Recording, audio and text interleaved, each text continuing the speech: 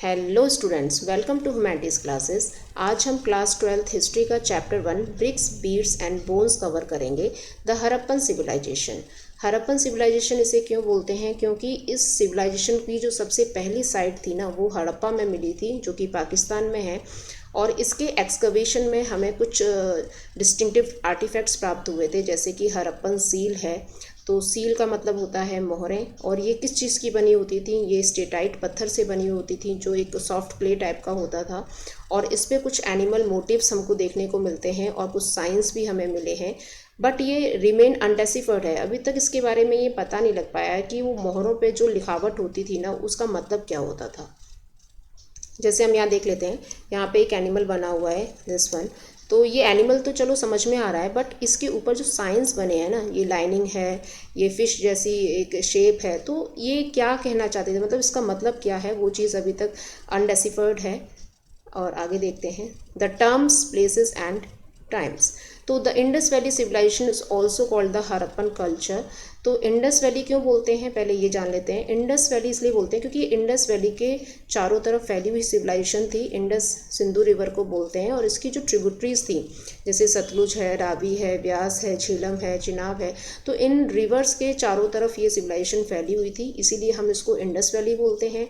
और वहाँ पे हमें जो हड़प्पन कल्चर, इसका सबसे पहले एक्सकवेशन हड़प्पा में हुआ था, तो वहाँ पे जो उसकी चीज़ें प्राप्त हुई हैं हमको as a culture we can say. तो कल्चर का मतलब भी क्या होता है? ऐसे आर्टिफैक्ट्स जो वहाँ से प्राप्त हुए हैं, जैसे कि सील्स है ना, बीड्स हैं, वेट हैं, स्टोन ब्लेड्स हैं, एंड इवन बेक्ड ब्रिक्स हैं। तो सील्स मीन्स मोहरें, बीड्स हैं मनके वगैरह, और वेट्स वो क्या भार तोल के लिए यूज़ करते थे, स्टोन ब्लेड्स हैं, एंड इवन बेक्ड ब्रिक्स का मतलब ये है कि वो पर्टिकुलर साइज़ की जो ब्रिक्स यूज़ करते थे। तो वो सब जो चीज़ें प्राप्त हुई हैं, वो कौन सी साइट से प्राप्त हुई हैं? अफ़गानिस्तान से, जम्मू कश्मीर से, बलूचिस्तान से, पाकिस्तान से। तो ये बलूचिस्तान जो है ये पाकिस्तान में ही है, ठीक है। तो आगे देखते हैं। इस सिविलाइजेशन को हमने 3 हिस्सों में बांटा है वैसे, लेकिन जो इस चैप्टर में हम पढ़ेंगे ना, वो 2600 से 1900 BC का टाइम है, जिसको मैच्योर सिविलाइजेशन बोलते हैं। और इससे पहले का जो समय था उसको हम अर्ली हड़प्पा बोलेंगे, जो 2600 BC से पहले का टाइमिंग है। और 1900 BC के बाद का जो टाइमिंग है ना, उसको हम लेट हड़प्पा बोलेंगे, ठीक है। ये कुछ आर्टिफैक्ट्स हैं जो वहाँ से प्राप्त हुए हैं। ये बीड्स हैं, ठीक है, ये स्टोन ब्लेड्स हैं। तो और ये वहाँ से जो वेट्स मिले हैं हमको, उसकी पिक्चर्स हैं, दिस वन, ठीक है। आगे बढ़ते हैं। हाँ, ये जो मैप है, इसमें हम इसकी लोकेशन देख सकते हैं पूरी सिविलाइजेशन की। जैसे कि मैंने अभी आपको बताया था कि झेलम है, चिनाब है, रावी, ये these are the tributaries of Indus. And Manda जो है, ये सबसे नॉर्दर्न साइट है हड़प्पा की। और मोहनजोदारो सबसे फेमस एंड पॉपुलर, जिसको हम बोल सकते हैं, मोहनजोदारो ही है। सूतकांगेडोर जो है, ये आपकी वेस्टर्न साइट है। एंड कोट दीजी है, चन्नूदड़ो है। चन्नूदड़ो जो है, ये हम देखेंगे क्राफ्ट प्रोडक्शन में सबसे ज़्यादा यूज़फुल साइट है, दिस वन। बालाकोट है। ये जो साइट्स अभी हम देख रहे हैं, ये मोस्टली पाकिस्तान में है आज की डेट में। Dholavira it is in Gujarat, और इसको अब हेरिटेज साइट में भी इंक्लूड कर लिया गया है यूनेस्को के द्वारा। यहाँ देखते हैं हम, ये बनावली है जो कि हरियाणा में है, कालीबंगा जो कि राजस्थान में है, टाकीगढ़ी, बनावली, ये दोनों ही हरियाणा में है। और हड़प्पा, जहाँ से हमारा एक्सकवेशन स्टार्ट हुआ, ये वो साइट है, ठीक है। यहाँ से ही हमको कुछ आर्टिफैक्ट्स देखने को मिले थे। हमारे जो आर्कियोलॉजिस्ट थे, दयाराम साहनी, तो उन्होंने देखा कि कुछ ना कुछ हमारी जो भारत की जो ज़मीन है उसके नीचे दफन है, तो उसके बारे में देखना पड़ेगा कि क्या चीज़ है। और धीरे धीरे ऐसे एविडेंसेस मिलते चले गए, और फिर बाद में हमें क्या मिलता है कि बहुत बड़ी सभ्यता जो है वो दबी हुई है भारत के अंदर। तो उसके बारे में पूरा हम स्टडी करेंगे। ये लोथल है यहाँ पे, दिस वन, है ना। ये डॉकयार्ड हुआ करता था उस समय का। हाँ, यहाँ से हमारा चैप्टर स्टार्ट होता है, बिगनिंग। अब यहाँ पे हम जो अभी डिस्कस कर रहे थे कि हमारी जो हड़प्पन सिविलाइजेशन है वो 3 हिस्सों में डिवाइडेड है, तो वही बता रहा है कि अर्ली हड़प्पा जो है, यहाँ पे कोई हमें ऐसी लार्ज बिल्डिंग देखने को नहीं मिली है। जनरली स्मॉल बिल्डिंग्स ही हैं, मतलब ये जो साइट्स हैं काफ़ी पुरानी हैं। एंड लेकिन मैच्योर हड़प्पा जो है, यहाँ पे हमें बहुत सारी चीज़ें देखने को मिली हैं, जो कुछ तो जो डिस्पोज हो गई और कुछ जो बच गई, जिसके बारे में हमारे आर्कियोलॉजिस्ट ने स्टडी किया था, ठीक है। वो लार्ज स्केल पे मिली है। लेकिन हम एक चीज़ और देख सकते हैं कि लार्ज स्केल पे इसका बर्निंग एट सम साइट्स का मतलब है कि ये जो साइट्स थी ये काफ़ी लार्ज लेवल पे जली हुई मिली हैं, ख़त्म मिली हैं, तो ऐसा क्यों हुआ उसके बारे में भी हम आगे पढ़ेंगे। नेक्स्ट टॉपिक है हमारा सब्सिस्टेंस स्ट्रैटेजीज़। ये यहाँ पे आप देख सकते हो, ये अर्ली हड़प्पा है, ये मैच्योर हड़प्पा है। तो these are total sites which is located in Sindh and Cholistan. Okay, and subsistence strategies का मतलब होता है आपका जैसे वो अपना जीवन यापन करने के लिए क्या क्या स्ट्रैटेजीज़ फॉलो करते थे, तो उसके बारे में हम डिस्कस करेंगे। पहले देखते हैं द हड़प्पन एट का मतलब खाना। वो क्या खाते थे? सबसे पहली चीज़ है कि खाना वो क्या कंज्यूम करते थे? वो plant and animal product consume करते थे। एनिमल प्रोडक्ट में जैसे मीट हो गया आपका, एंड फिश भी वो कंज्यूम करते थे। और कुछ उनकी डाइटरी प्रैक्टिसेस हमें देखने को मिली है हमारे आर्कियोलॉजिस्ट को। तो उन्होंने क्या देखा है कि जो ग्रेन्स वो यूज़ करते थे ना, तो ग्रेन्स जैसे वीट है, बार्ले है, तो वो जले हुए मिले हैं। चार्ड का मतलब होता है जले हुए। कुछ जैसे साइट्स में से साइट जब उसका डिस्कवर कर रहे थे तो वहाँ पे कुछ जले हुए हमें ग्रेन्स एंड सीड्स प्राप्त हुए हैं। तो हमारे आर्कियो बोटेनिस्ट ने ये बोला है कि क्या प्रोडक्ट वो यूज़ करते थे अपने खाने के लिए। तो उसमें हम देख लेते हैं कि क्या क्या है इनका। जैसे ग्रेन्स में हम देखें तो वीट है, बार्ले है, लेंटिल्स मतलब दालें, चिकपी चना जिसको बोलते हैं, एंड सैसमे सीड्स के अंडर में आएगा, तिल बोलते हैं जिसको। तो ये कुछ ऐसी चीज़ें मिली हैं जली हुई जिससे ये पता लगता है कि इनको वो लोग खाते थे। ठीक है। एंड मिलेट्स जो मोटा अनाज होता है ये गुजरात से प्राप्त हुआ है। और कुछ जो एविडेंसेस हमें राइस के भी देखने को मिले हैं, बट बहुत रेयर मिले हैं। उसके बाद हम देख लेते हैं कि क्या क्या एनिमल्स बोन्स मिली हैं। तो अब वो लोग रहते थे तो अपने साथ एनिमल्स भी रखते थे। तो कौन से एनिमल्स हमें देखने को मिलते हैं उनकी साइड से? तो जैसे कैटल्स हैं जो आपके पशु मवेशी नॉर्मल होते हैं, गाय भैंस, एंड शीप है, गोट है, बफेलो है, पिग है। तो ये एनिमल्स हमें देखने को मिलते हैं। उसके बाद ये जो चीज़ें हमें बताई हैं हमारे आर्कियोलॉजिस्ट ने बताई हैं, जिन्होंने इसके बारे में वाइल्ड लाइफ के बारे में और उसकी स्पीसीज़ के बारे में जो स्टडी करते हैं, तो उन्होंने बताया कि कौन से एनिमल्स वो अपने डोमेस्टिकेटेड के लिए यूज़ करते थे। तो जैसे आपका ये गोट है, बफेलो है, पिग है ना, ये इनके डोमेस्टिक एनिमल्स हुआ करते थे। आगे वाइल्ड स्पीसीज भी हमें कुछ देखने को मिलती हैं, जैसे बोर है। बोर क्या होता है? ये एक तरीके का वाइल्ड पिग होता है। एंड डियर है, घड़ियाल जिसको हम क्रोकोडाइल बोलते हैं, ये भी हमें देखने को मिलता है। तो उस समय पे ये जो जानवर थे ना, ये सब एग्जिस्ट करते थे। तो ये भी हमें पता लगा। आगे देखते हैं हम। बोन्स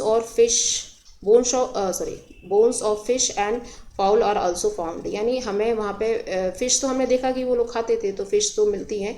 एंड फाउल मीन चिड़िया, उसकी भी बोन्स हमें देखने को मिलती हैं। तो ये जो सारे हमने पढ़े, ये उनके प्लांट्स एंड एनिमल्स जो हमें उस समय पे देखने को मिले। एग्रीकल्चर वो लोग करते थे, ये भी हमें पता लगता है। क्यों? क्योंकि वो उनका वीट है, बार्ले है, ये सब हमें कैसे देखने को मिल रहा है? एग्रीकल्चर के द्वारा।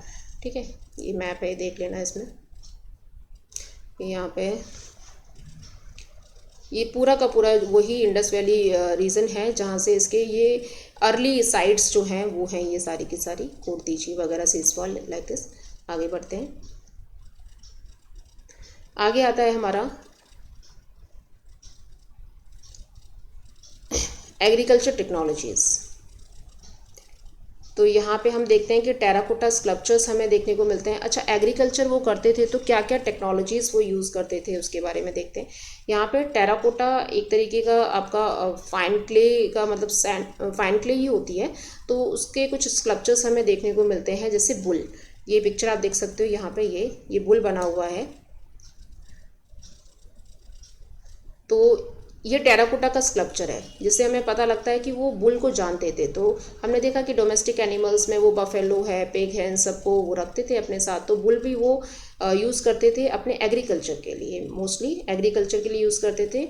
तो यहाँ पे हमें देखने को मिलता है कि oxen were used for the ploughing मतलब जुते हुए चीज़ें, जो जुते हुए खेत होते हैं ना, तो अपने एग्रीकल्चर की जुताई के लिए वो लोग बुल को या ऑक्सन को यूज़ करते थे। एंड इसके जो मॉडल्स हमें देखने को मिलते हैं वो चोलिस्तान और बनावली से मिलते हैं। यानी जो टेराकोटा ये स्कल्पचर मिला है ना, ये हमें बनावली और चोलिस्तान से देखने को मिला है। उसके बाद आगे देख लेते हैं।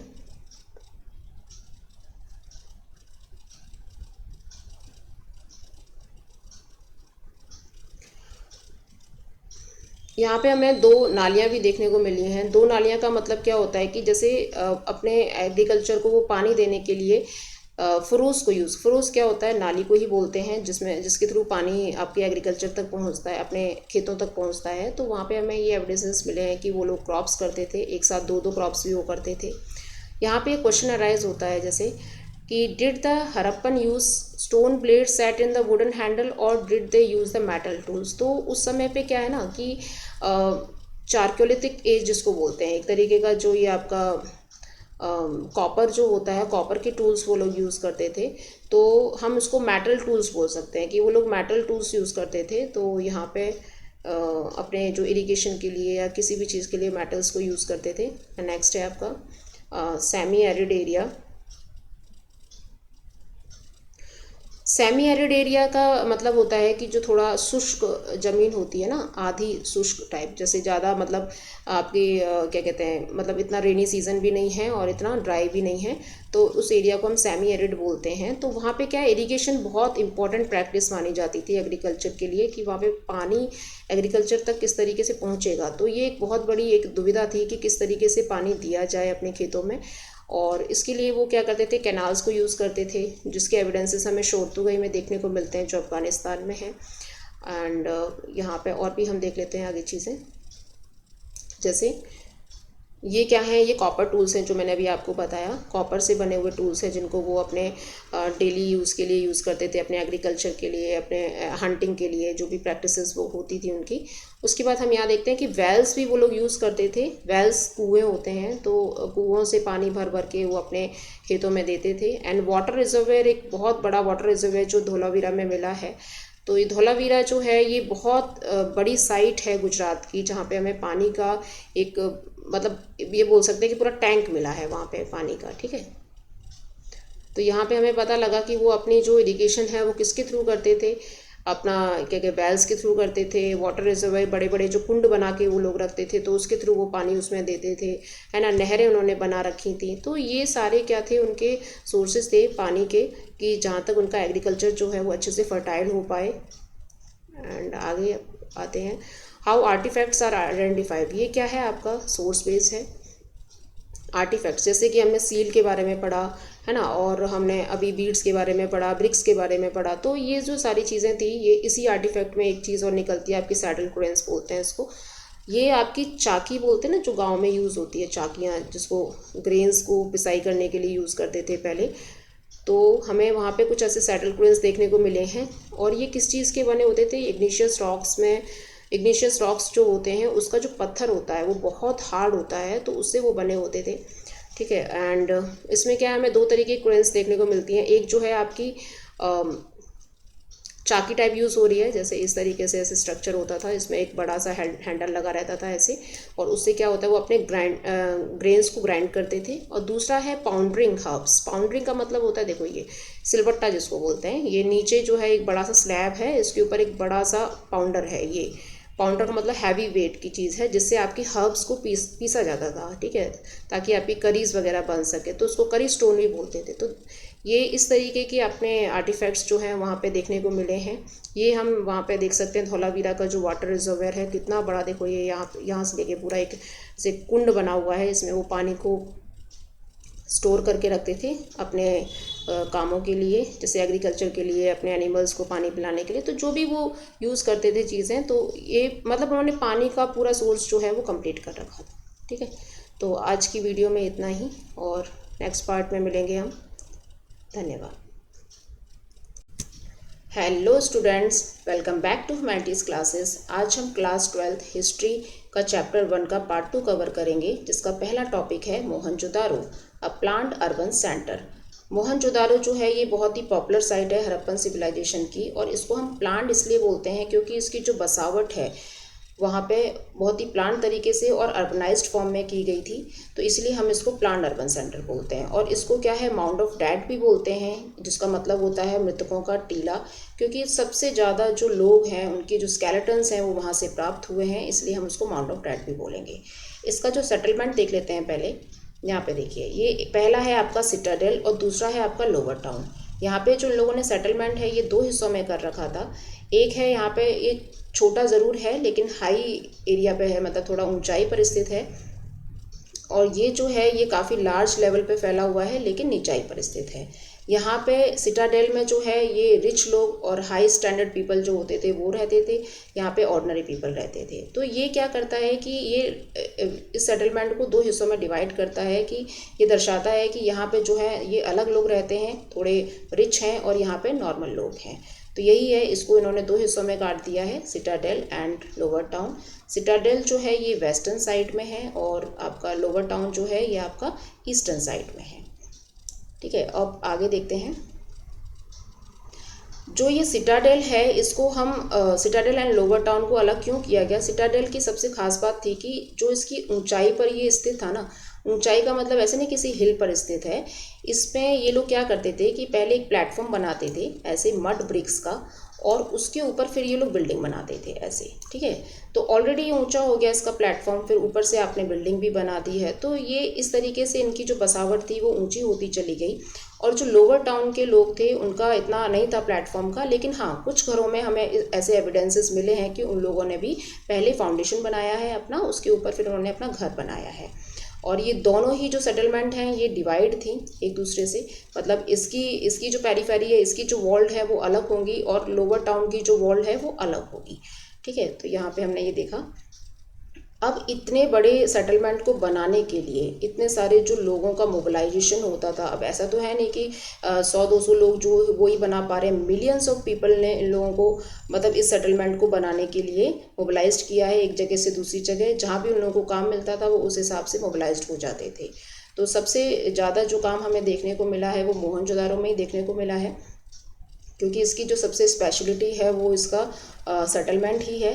उसके बाद नेक्स्ट है आपका इसका जो मैंने बताया ना कि नीचे जो ये बेस तैयार होता था ये पर्टिकुलर साइज़ की ईंटों से तैयार होता था। जैसे हम उसको बोल सकते हैं कि जैसे जिस हाइट की भी ईंटें हैं ना उसकी जो लेंथ है वो 4 टाइम्स होगी और जो उसकी ब्रेथ है वो 2 टाइम्स होगी।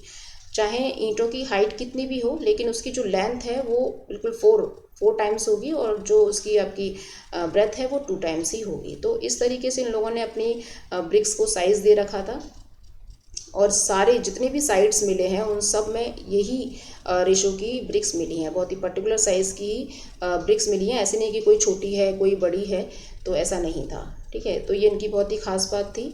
और दूसरा क्या है कि जो ये ब्रिक्स होती थी ना ये या तो सन ड्राइड होती थी या बेक्ड होती थी। सन ड्राइड का मतलब क्या है कि पहले जैसे ईंटें बना ली उसके बाद आपने ये धूप में सुखा दिया इसको, तो ठीक है, तो जब वो पक जाती थी मतलब हार्ड हो जाती थी तो उसको हम मड ब्रिक्स बोलेंगे या सन ड्राइड ब्रिक्स बोलेंगे। लेकिन जो नेक्स्ट है वो आपका बेक्ड ब्रिक्स है, आपने ईंटें बनाई और उसको आपने पका लिया और वो स्ट्रेंथ ज़्यादा देती थी। जो बेक्ड ब्रिक्स होती थी वो स्ट्रेंथ ज़्यादा देती थी किसी भी प्लेटफॉर्म को। तो दो तरीके की ईंटें हमें यहाँ पे देखने को मिलती हैं, मड वाली और आपका क्या कहते हैं बेक्ड वाली। ठीक है, उसके बाद नेक्स्ट हम देखते हैं इसमें प्लाइट ऑफ हड़प्पा। इसमें क्या है कि हमारे जो ASI के फर्स्ट डायरेक्टर जनरल थे जिनका नाम था अलेक्जेंडर कनिंघम, ये हमारे भारत में आए थे 1875 में। तो इन्होंने देखा कि एक साइड मतलब लोग जो हैं वो ईंटों को चुरा चुरा के और वहाँ पे रेलवे ट्रैक बना रहे हैं। तो रेलवे लाइन जब बन रही थी वो लाहौर से लेके मुल्तान तक बन रही थी, पर उसमें जो ईंटें यूज़ की गई थी वो ज़्यादा से ज़्यादा हड़प्पन सिविलाइजेशन की ही जो एक्सकवेटेड साइट बाद में हुई वो, लेकिन उससे पहले ही वो लोग क्या कर रहे थे कि हड़प्पा से ईंटों को चुरा रहे थे। तो इनको समझ में नहीं आ रहा था कि ये एक जैसी ईंटें जो हैं ये कहाँ से निकल के आ रही हैं। फिर जब उनको पता लगा कि तो उन्होंने क्या किया, इस चीज़ के बारे में आगे बात करी और फिर हम देखेंगे कि किस तरीके से हड़प्पा का जो एक्सकवेशन है वो होता है। लेकिन ये पूरी तरीके से डिस्ट्रॉय हो चुकी थी। प्लाइट का मतलब होता है इसकी पूरी दुर्दशा इतनी बुरी हो चुकी थी क्योंकि लोगों को ईंटें मिल रही थी और वो उसको यूज़ कर रहे थे। ठीक है, तो आगे हम देखते हैं कि कैसे फिर इसको डिस्कवर किया जाता है इस साइट को। पहले तो अनुमान ही लगाया जाता है कि ये कुछ ऐसे ही दबी हुई ईंटें होंगी, लेकिन एक लार्ज लेवल पर सेम ईंटें निकल के आ रही हैं तो ये एक बड़ा विषय बन जाता है इसके बारे में पता लगाने के लिए। ठीक है, नेक्स्ट टॉपिक हम देखते हैं लेइंग आउट ड्रेन्स। अब मोहनजोदारो का जो सेकंड फीचर है वो इसका ड्रेनेज सिस्टम है। पहला हमने सेटलमेंट देख लिया, ठीक है, नेक्स्ट है आपका ड्रेन सिस्टम। अच्छा, ये लोग जो ड्रेन्स बनाते थे ना ये ऐसे नहीं है कि नॉर्मली कहीं भी नाली निकाल दी। पहले ये लोग ड्रेनेज सिस्टम एंड रोड बनाते थे। ये दोनों चीज़ें पहले वो कवर करेंगे। जैसे यहाँ पे ये रोड बन गई है और इसके बिल्कुल बगल से ही यहाँ पे आपका नाली निकल के आ रही है। ठीक है, उसके बाद फिर ये रोड जो है ये ऐसे जा रही है ऐसे, ठीक है, और उसके जस्ट बगल से ही ये नाली जा रही है। यहाँ पे फिर आपका ये घर बनता था ऐसे ही। ठीक है। तो 90 एंगल के जो एंगल है, ये 90 एंगल का इस तरीके से इनका बनाने का तरीका होता था कि कैसे ये रोड्स बना रहे हैं और उसके जस्ट बगल से ही फिर ये लोग नालियाँ निकालते थे, ताकि जो घरों के पीछे जो नालियाँ जा रही हैं इससे यहाँ पे इनका ड्रेन्स जो है पास आउट हो चुके हैं। ठीक है। उसके बाद क्या है, हड़प्पन, यहाँ पे हम देख ही सकते हैं कि हड़प्पा का जो ड्रेनेज सिस्टम था वो भी बहुत प्लान तरीके से था, और आप अनुमान लगा सकते हैं कि 3 से 4 हज़ार साल पहले इस तरीके का एडवांसमेंट मतलब बहुत बड़ी बात हुआ करती थी। ठीक है। तो ये लोग पहले रोड्स एंड स्ट्रीट्स वगैरह बनाते थे, यानी सड़कें और नालियाँ बनाते थे, उसके बाद फिर ये लोग अपने घर को बसाते थे वहाँ पे। ठीक है। तो इसको हम ग्रिड पैटर्न बोल सकते हैं। ग्रिड का मतलब जैसे आप ये ग्राफ वाला जो होता है ना, ऐसे इस तरीके से, तो ये आपका 90 एंगल का बन गया। तो इस तरीके से यहाँ पे बीच में जो है ये घर बन जाएगा ऐसे। ठीक है। उसके बाद नेक्स्ट है कि इनका जो डोमेस्टिक वेस्ट था, वेस्ट जो वाटर है वो पीछे नालियों से निकल जाता था और फिर उसके बाद एक बड़े ड्रेनेज सिस्टम से अटैच हो जाता था। ये लोग बीच में पिट भी बनाते थे ताकि जो सॉलिड वेस्ट है वो इसमें स्टोर हो जाए, बाकी का जो पानी है वो आगे बह जाए। ठीक है। तो इनका जो ये तरीका था बनाने का, ये बहुत ही मतलब एडवांस था उस समय पे, ऐसा लोग सोच भी नहीं सकते थे, लेकिन इन लोगों ने ये करके दिखाया। ठीक है। डोमेस्टिक वेस्ट हमने देख लिया है यहाँ पे। उसके बाद हम यहाँ पे एक पिक्चर देख सकते हैं इनके ड्रेनेज सिस्टम की। देखिए कितना हाइट पे है ये, यहाँ पे जो पानी का जो निकलना है, मतलब आप अनुमान लगा सकते हैं उन्होंने कितना अच्छी तरीके से इसको बनाया होगा। ओके। एंड इसमें देखिए ये बता रहा है कि 1 वॉल अलोंग अ स्ट्रीट, मतलब आपकी जो पीछे की, घर के पीछे की जो वॉल होगी या साइड की जो वॉल होगी जहाँ से भी वो लोग अपना बाथरूम बनाते थे, तो उसका जो ड्रेनेज है वो सीधा नालियों में ही जाएगा और फिर वो एक बड़े नाले को जाके कवर करेगा। ठीक है। उसके बाद हम यहाँ पे सिटाडेल देख लेते हैं। यहाँ पे सिटाडेल के बारे में वैसे हमने डिस्कस किया ही था कि ये एक हाई एरिया पे बसी हुई एक लोकेलिटी थी जहाँ पे हाई स्टैंडर्ड पीपल रहा करते थे। ठीक है। तो स्मॉल हाई वेस्ट में, ये वेस्टर्न पार्ट में, मतलब वेस्ट एंड ईस्ट जो है इसको डिवाइड कर दें तो उसकी लोकेलिटी बता रहा है ये। और धौलावीरा एंड लोथल ये बहुत ही बिगेस्ट साइट है, बड़े बड़े सेटलमेंट्स हैं ये। धौलावीरा विच is located in Gujarat and Lothal also is in Gujarat. लेकिन यहाँ पे जो हमें ये सिटाडेल मिला है ना, लोथल में जो सिटाडेल मिला है, जो आपका अपर एरिया है, वो वॉल नहीं है बस। बाकी के सारे जितने भी साइट्स हमें मिले हैं वहाँ पे जो सिटाडेल मिले हैं वो आपके पूरा वॉल्ड मिलेंगे, पेरी से कवर्ड मिलेंगे। लेकिन एक ही प्लेस ऐसी है, ये एग्जाम्पशन है एक तरीके से, मतलब एक्सेप्ट कर सकते हैं हम इसको, कि यहाँ पे जो लोथल है वही बस एक उसकी जो वॉल नहीं बनी हुई थी। ठीक है। Hello students, welcome back to humanities classes. आज हम क्लास 12th की हिस्ट्री का चैप्टर 1 का पार्ट 3 कवर करेंगे। तो इसका पहला टॉपिक है डोमेस्टिक आर्किटेक्चर। ये जो है आपका लोअर टाउन के बारे में बताएगा। जैसा कि हमने प्रीवियस वीडियो में पढ़ा था कि मोहनजोदारो में जो सेटलमेंट पाया गया है सिटाडेल एंड लोअर टाउन में, तो यहाँ पे हम लोअर टाउन के बारे में डिस्कस करेंगे कि जो नॉर्मल लोग हुआ करते थे उनके घरों की संरचना किस तरीके से होती थी, उनकी रेजिडेंशियल बिल्डिंग्स कैसी होती थी। तो जैसे इसमें सबसे पहले हम देखते हैं द कोर्टयार्ड। इनके घरों में जो कॉमन प्लेस पाई गई है वो आपका ये है कोर्टयार्ड। कोर्टयार्ड मतलब आंगन जिसको बोलते हैं। तो बीच में आंगन हुआ करता था और चारों तरफ जो है इसके रूम्स वगैरह बने हुए होते थे इनके घरों की। अदर जो रूम्स हैं, जो किचन है, ये सब जो चीज़ें हैं वो हमें साइड में पाई गई हैं। ठीक है।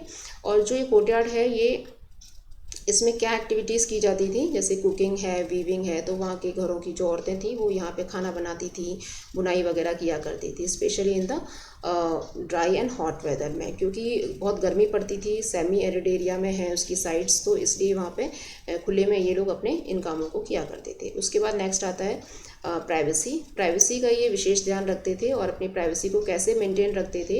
ये देखिए यहाँ पे इनके ग्राउंड लेवल पे कोई भी खिड़की नहीं पाई जाएगी। जो बिल्डिंग होगी उसका जो ग्राउंड लेवल है, कोई विंडो वहाँ पे देखने को नहीं मिली है। और हर घर में उनका एक सेपरेट बाथरूम होता था, तो जिसकी जो नालियाँ हैं, मतलब बाथरूम की जो नालियाँ हैं वो मेन ड्रेन से कनेक्टेड हुआ करती थी। हमने पहले भी डिस्कस किया इसके बारे में। और कुछ घरों में वहाँ पे सीढ़ियों के अवशेष देखने को मिले हैं। तो इससे ये अनुमान लगाया जाता है कि या तो वो सेकंड स्टोरी पे जाने के लिए यूज़ करते थे, मतलब ऊपर जाने के लिए, या छत पे जाने के लिए यूज़ करते थे। और बहुत सारे घरों में वहाँ पे कुएँ पाए गए हैं, वेल्स पाए गए हैं, ये पानी का सोर्स हुआ करता था। ठीक है। अप्रॉक्स जो 700 कुएँ जो हैं मोहनजोदारो में पाए गए हैं, क्योंकि मोहनजोदारो एक बहुत बड़ा सेटलमेंट एरिया था, तो वहाँ पे सबसे ज़्यादा लोगों का रहना था, तो कुएँ वगैरह भी बहुत ज़्यादा वहाँ पाए जाएंगे। ठीक है। हम यहाँ पे इनका घर का स्ट्रक्चर देख लेते हैं। दिस वन देखिए, यहाँ से इनका ये क्या है, एंट्रेंस गेट है यहाँ से ये ऐसे, फिर ये अंदर जाएंगे ऐसे है ऐसे है ऐसे, मतलब जो एक जिगजैग शेप बन रही है। आप जैसे यहाँ से अगर खड़े होकर देखोगे तो आपको कोई भी इंटीरियर का डायरेक्ट व्यू नहीं मिलेगा कि अंदर क्या बना हुआ है। ठीक है, यहाँ पे जो 6 नंबर का है ये आपका वेल है, ये वाला जो एरिया है यहाँ पे कुआं बना हुआ है। ये मिडिल में जो है ये आपका सेंटर में जो है ये कोर्टयार्ड है, और बाकी के ये सारे रूम्स एंड इनका किचन वगैरह जो थी वो बने हुए थे। तो ये इनके घरों की नॉर्मल पिक्चर है, एक ड्राइंग है, जिससे हम ये अनुमान लगा सकते हैं कि उन लोगों का डोमेस्टिक आर्किटेक्चर किस तरीके से हुआ करता था। उसके बाद यहाँ पे एक सोर्स है, उसे देख लेते हैं।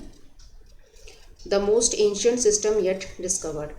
ये ब्रिटिश आर्कियोलॉजिस्ट थे अर्नेस्ट मैके। उन्होंने बोला है कि it is certainly the most complete ancient system as yet discovered. इन्होंने बोला है कि जितने भी ये एंशियंट सिविलाइजेशंस हुई हैं, जैसे मोहनजोदारो जो है इसमें से एक है, और आपकी ये इजिप्ट की सिविलाइजेशन है ना, चाइनीज़ सिविलाइजेशन है, मेसोपोटामियन सिविलाइजेशन है, तो उसमें जो पूरी कंप्लीट जो सिविलाइजेशन है ना वो हड़प्पा की है, जो सबसे लास्ट में डिस्कवर्ड की गई थी। क्योंकि इन्होंने बोला कि जो इनका ये ड्रेनेज सिस्टम था ना, ये इतना प्रॉपर चैनलाइज था कि इन्होंने कभी देखा नहीं था इससे पहले इस तरीके की चीज़ें। जैसे इजिप्ट सिविलाइजेशन में भी देखने को नहीं मिला है, मेसोपोटामिया में भी देखने को नहीं मिला है, लेकिन हड़प्पा के जो लोग हैं ये इसको बहुत अच्छी तरीके से बनाया है इन लोगों ने ड्रेनेज सिस्टम को।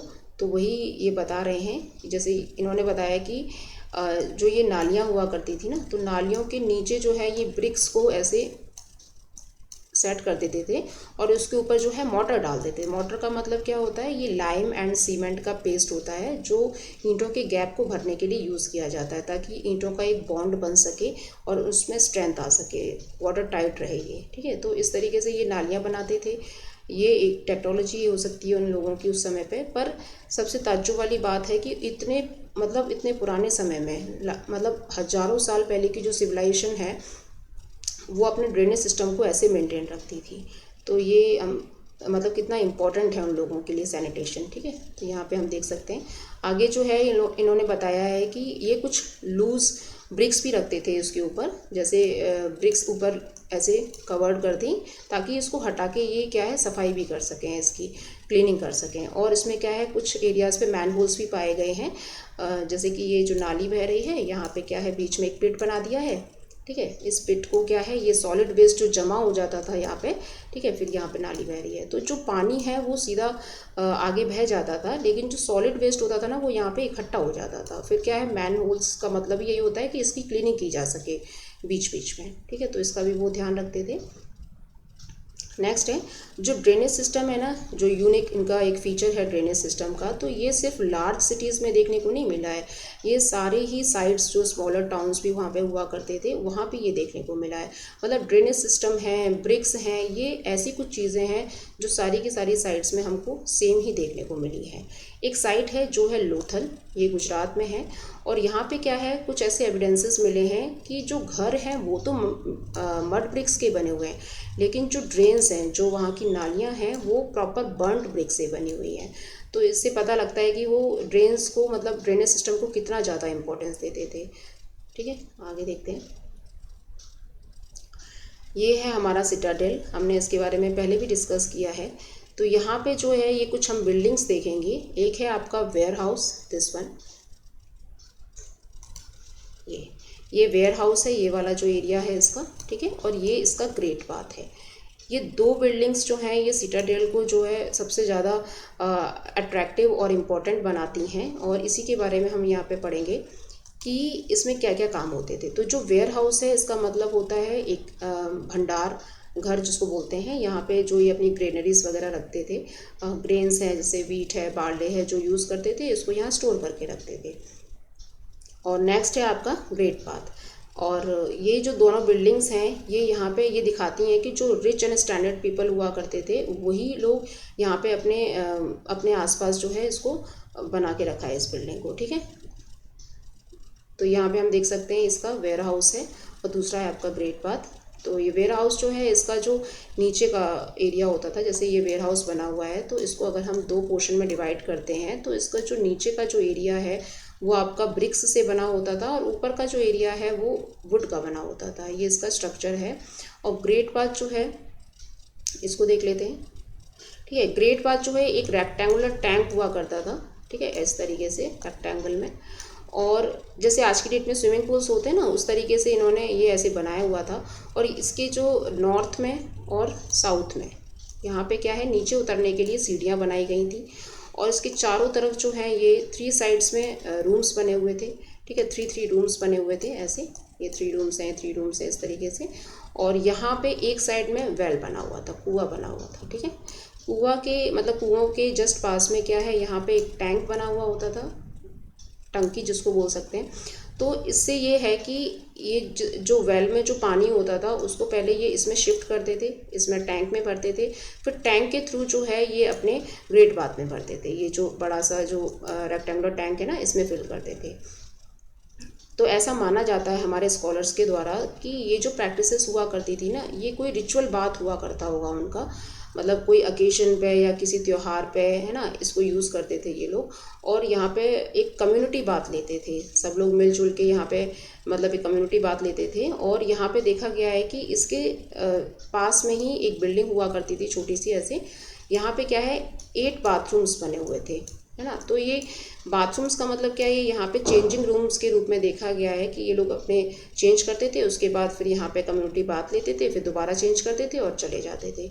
तो ये जो चीज़ें यहाँ पे देखने को मिलती हैं, ये ग्रेट बाथ का सबसे मेन फीचर है कि इस तरीके की चीज़ें वहाँ पे हुआ करती थी पहले, मतलब लोग जो है ऐसी प्रैक्टिसेस पहले भी किया करते थे, ठीक है। तो यहाँ पे और हाँ एक चीज़ और है, ये जो नीचे इसका बेस होता था ना, ये फ्लोर जो होता था, ये जिप्सम मॉर्टर का बना होता था। जिप्सम क्या होता है, एक तरीके का स्टोन होता है जो थोड़ा सॉफ्ट होता है, और इसका मतलब प्लास्टर एंड सैंड को मिला के इसका घोल बना के इसको बिछाया जाता है ताकि ये चिकना रहे और सॉफ्ट भी रहे, ठीक है। और ये वाटर टाइट होता है पूरी तरीके से। और जैसे यहाँ पे क्या है, ये लोग जैसे पानी को ऐसे यहाँ पे इसका चैम्बर होता था, यहाँ से पानी ड्रेन हो जाता था बाहर, और यहाँ पे जो है एक और ऐसे होल होता था, यहाँ से पानी ये ऐसे इस टंकी से इसमें भरता था, ठीक है। तो ये इनका क्या है, पूरा एक फंक्शन है कि किस तरीके से ग्रेट बाथ को यूज़ करते थे ये लोग। इसमें सब कुछ ऐसे ही दे रखा है, वही चीज़ जो मैंने अभी आपको पढ़ाया। आगे देख लेते हैं। नेक्स्ट टॉपिक है हमारा trekking social differences.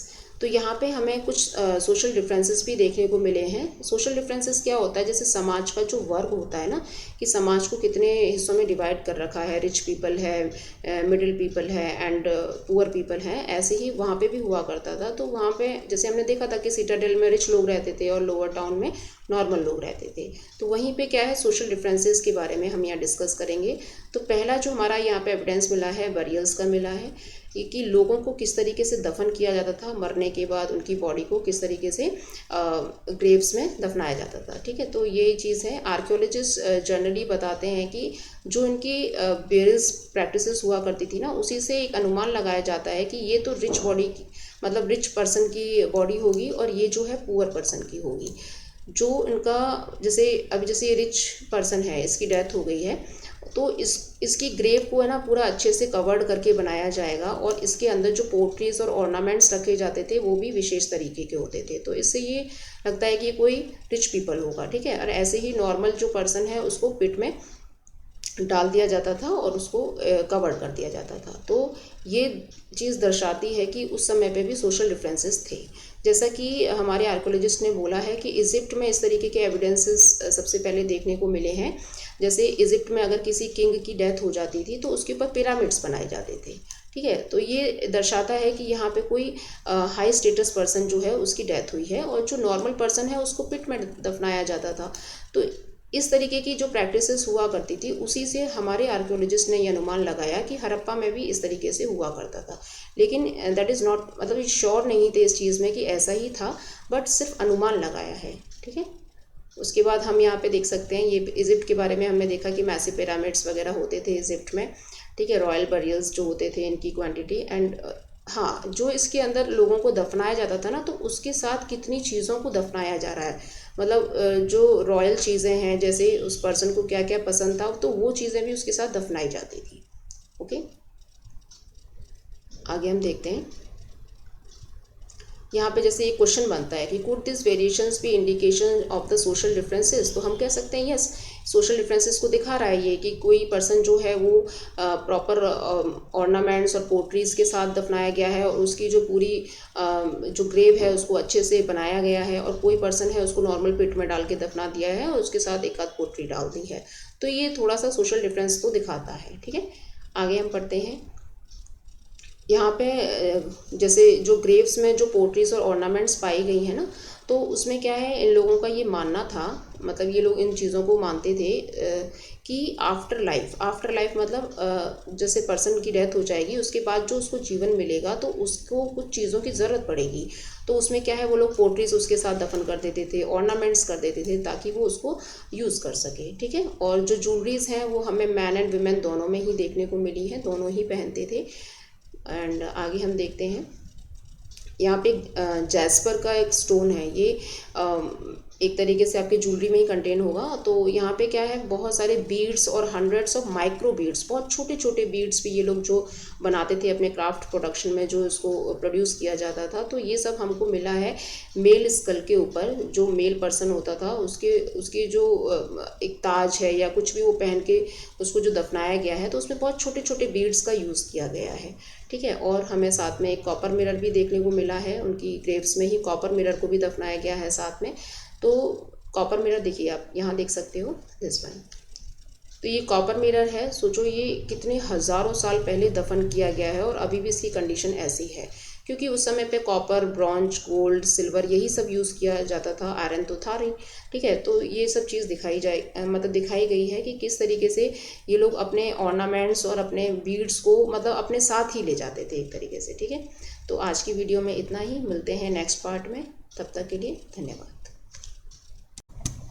Hello students, welcome back to humanities classes. आज हम क्लास 12 की हिस्ट्री का चैप्टर 1 का पार्ट 4 कवर करेंगे। तो पहला इसमें टॉपिक हम देखते हैं लुकिंग फॉर लग्जरीज।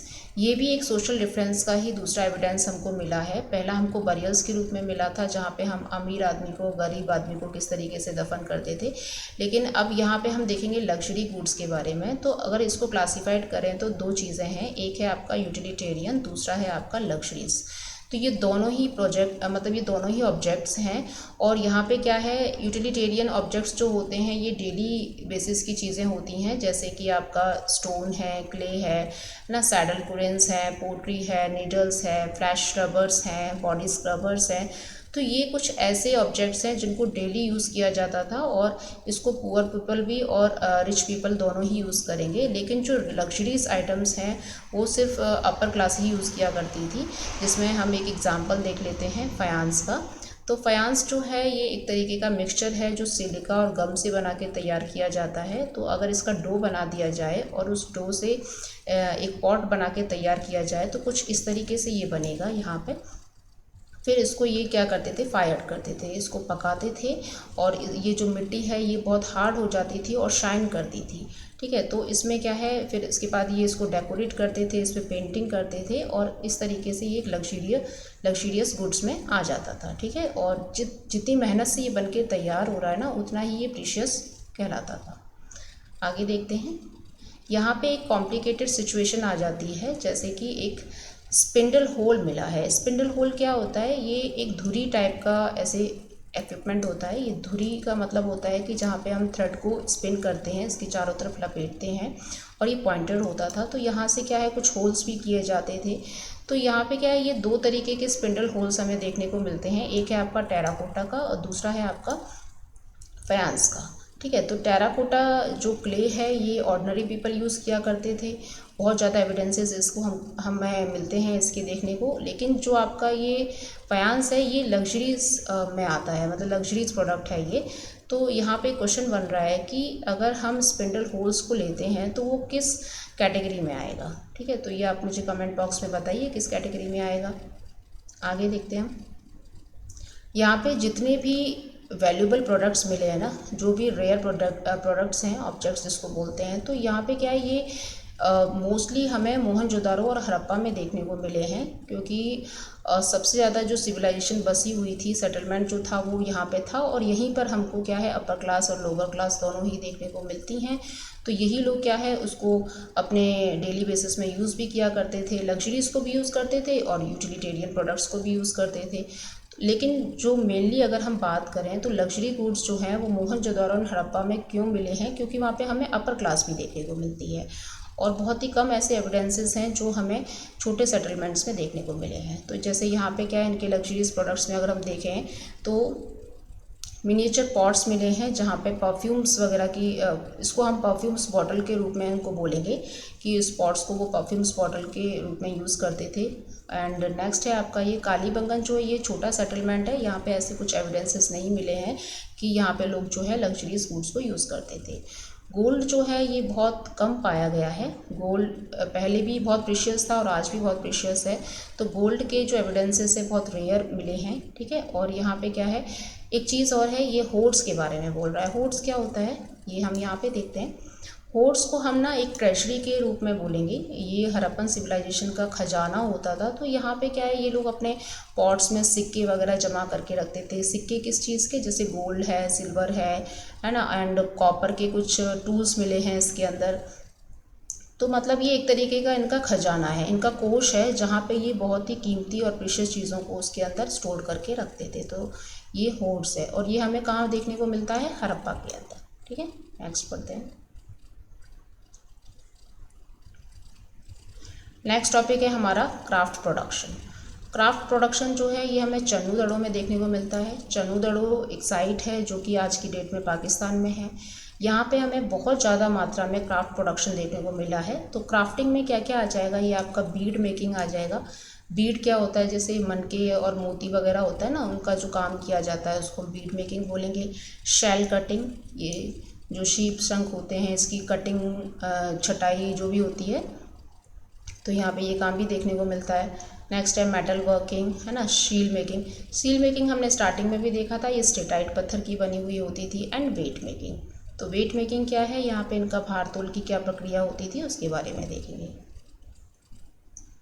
यहाँ हम देख लेते हैं स्टोन्स जो हैं, ये जो क्राफ्ट प्रोडक्शन होता था इसमें किस तरीके के स्टोन्स यूज़ करते थे। पहला है आपका कार्लेनियन, ये रेड कलर का स्टोन होता था।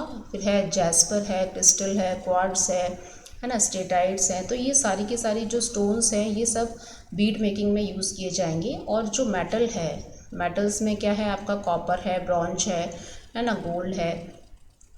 तो इन सब से ये अपना मेटल वर्किंग करते थे, ठीक है। शेल एंड फायांस, इसके बारे में हमने देख रखा है। शेल जो है ये कोस्टल एरिया के आसपास पाए जाएंगे, शीप शंख जिसको बोलते हैं। और फायांस के बारे में अभी हमने देखा था, जो पॉट हमें मिला है सिलिका एंड गम का जो मिक्सचर है, तो वो फायांस जो लग्जरी गुड्स में आता है, ठीक है। टेराकोटा है एंड बर्न्ट क्ले है। तो ये सारा का सारा जो काम है ये क्राफ्ट प्रोडक्शन के अंडर में आएगा। नेक्स्ट है, जो ये क्राफ्टिंग करते थे इसकी कई सारी शेप्स हुआ करती थी।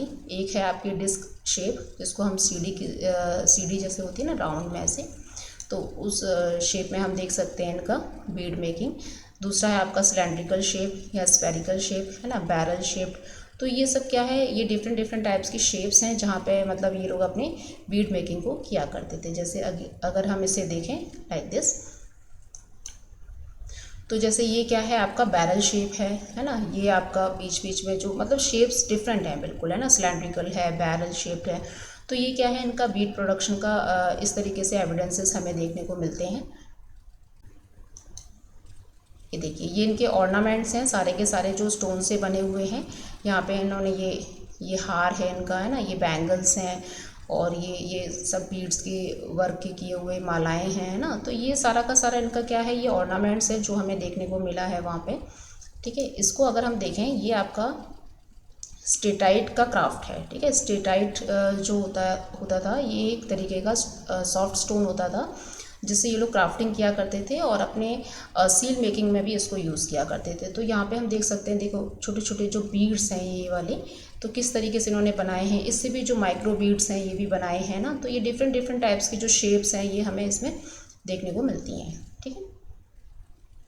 ये देखिए, ये भी आपका क्या है, स्टेटाइट के ही बने हुए हैं, डिफरेंट डिफरेंट टाइप्स की। इनकी डिज़ायर्ड जो शेप जो भी वो बनाना चाहते हैं वो उन्होंने बनाया है, ओके।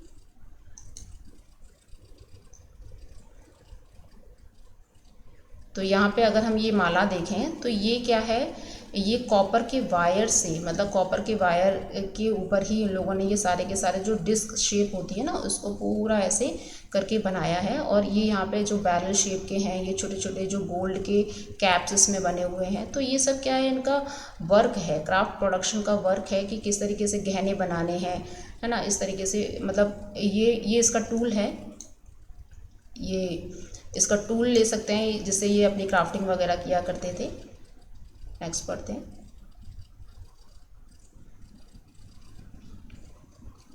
तो जैसा कि हमने देखा कि स्टेटाइट जो है वो सॉफ्ट पत्थर होता था और इस पे काम करना इसलिए इजी था क्योंकि ना तो ये ज़्यादा हार्ड था ना ज़्यादा सॉफ्ट था। इसको इजीली ड्रिल किया जा सकता है, इसमें होल बना के इसके बीड्स बनाए जा सकते हैं, इसको मोल्ड करके इसका पेस्ट बना के इसको एक सॉफ्ट, मतलब क्योंकि क्ले टाइप बन जाता था तो इसका हम सील भी बना सकते थे। ठीक है, तो इस तरीके की हमें जो चीज़ें मिली हैं वो मोस्टली हमें स्टेटाइट की देखने को मिली हैं। और स्टेटाइट से हमें माइक्रो बीड्स भी देखने के लिए मिले हैं। माइक्रो बीड्स मतलब इतने ज़्यादा छोटे बीड्स होंगे ना कि जिसको मतलब एक तरीके से डिस्कवर करना ही, देखिए ये देखिए यहाँ पे ये इतने छोटे हैं कि मतलब हमारे जो आर्कियोलॉजिस्ट हैं वो अभी तक सरप्राइज्ड हैं कि इन्होंने बनाए कैसे। ठीक है ना, ये वाले जो हैं ये इतने छोटे बीड्स जो हैं, तो इसका क्या है, हमारे आर्कियोलॉजिस्ट के पास कोई जवाब नहीं है। तो इसलिए क्या है कि बस बोला गया है कि भाई बहुत ही सोफिस्टिकेटेड टूल उन्होंने यूज़ किए हैं। तो उस समय पे भी इस तरीके की टेक्नोलॉजी थी, ये बहुत बड़ी बात थी। ठीक है, और यहाँ पे क्या है, हमारे आर्कियोलॉजिस्ट जो हैं वो बहुत पजल हैं इस चीज़ को लेके। उसके बाद यहाँ पे हमने देखा कि कार्लेनियन जो है वो रेड कलर का स्टोन होता है, इसको ये येलोइश कलर के रॉ मटेरियल से ऑब्टेन किया जाता है।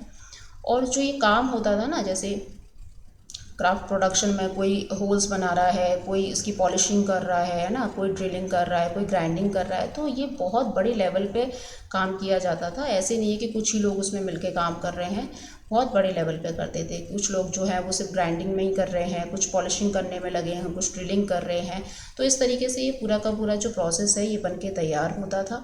ठीक है, और स्पेशली ये चन्नूदड़ों में देखने को मिला है, जैसा कि हमने देखा। ठीक है, लोथल में भी मिला है कुछ, एंड धौलावीरा में भी मिला है। तो ये सब क्या है, कुछ साइट्स हैं उसकी जहाँ पे हमको क्या है क्राफ्ट प्रोडक्शन मिला है। लेकिन अगर मेजरली देखें तो चन्नूदड़ों है। ठीक है, फिर कुछ जो ये साइट्स हैं आपकी नागेश्वर एंड बालाकोट, ये दोनों ही क्या है आपकी पाकिस्तान में स्थित हैं। और ये क्या है, कोस्टल एरिया के पास है ना। कोस्टल एरिया के पास होने की वजह से क्या है, यहाँ पे जो शीप शंख मिलते हैं ना, तो वो थोड़ा इजीली अवेलेबल हो जाते हैं। तो वहाँ से ये लोग अपनी शेल ऑब्जेक्ट्स को ऑब्टेन किया करते थे और उससे ये लोग क्या बनाते थे, बैंगल्स बनाते थे, लैडल्स बनाते थे। लैडल्स होता है ना, जैसे ये आपके चमचे वगैरह जो होते हैं इसको लैडल्स बोलते हैं। ठीक है, तो इस तरीके के ये प्रोडक्ट्स वहाँ से बनाते थे। और ये कहाँ पे मिले हमें, नागेश्वर एंड बालाकोट। तो अगर आपको पूछें कि जो क्राफ्ट प्रोडक्शन के लिए मेजरली कौन सी प्लेस है, तो बताना है चन्नूदड़ो। और आपके शेल मेकिंग के लिए, शेल ऑब्जेक्ट्स बनाने के लिए कौन सी प्लेस है, तो वो है आपकी नागेश्वर एंड बालाकोट। क्यों, क्योंकि ये कोस्टल एरिया के पास लोकेटेड थे। उसके बाद क्या है, ये जो भी ये काम हो रहा है चन्नूदड़ों में, नागेश्वर में, बालाकोट में, तो ये सबसे मतलब मेन सेंटर हुआ करते थे इस प्रोडक्शन के। उसके बाद ये हर जगह उसको सप्लाई करते थे, हड़प्पा में, मोहनजोदाड़ो में। तो जितनी भी हड़प्पन सिविलाइजेशन की जो अदर साइट्स हैं वो सब यहाँ से अपना मतलब ये सब चीज़ों को मंगाती थी, फिनिश प्रोडक्ट्स को मंगाती थी। ठीक है, तो अर्बनाइज करते थे, इस चीज़ को फैलाते थे। Next topic, identifying centre of the production.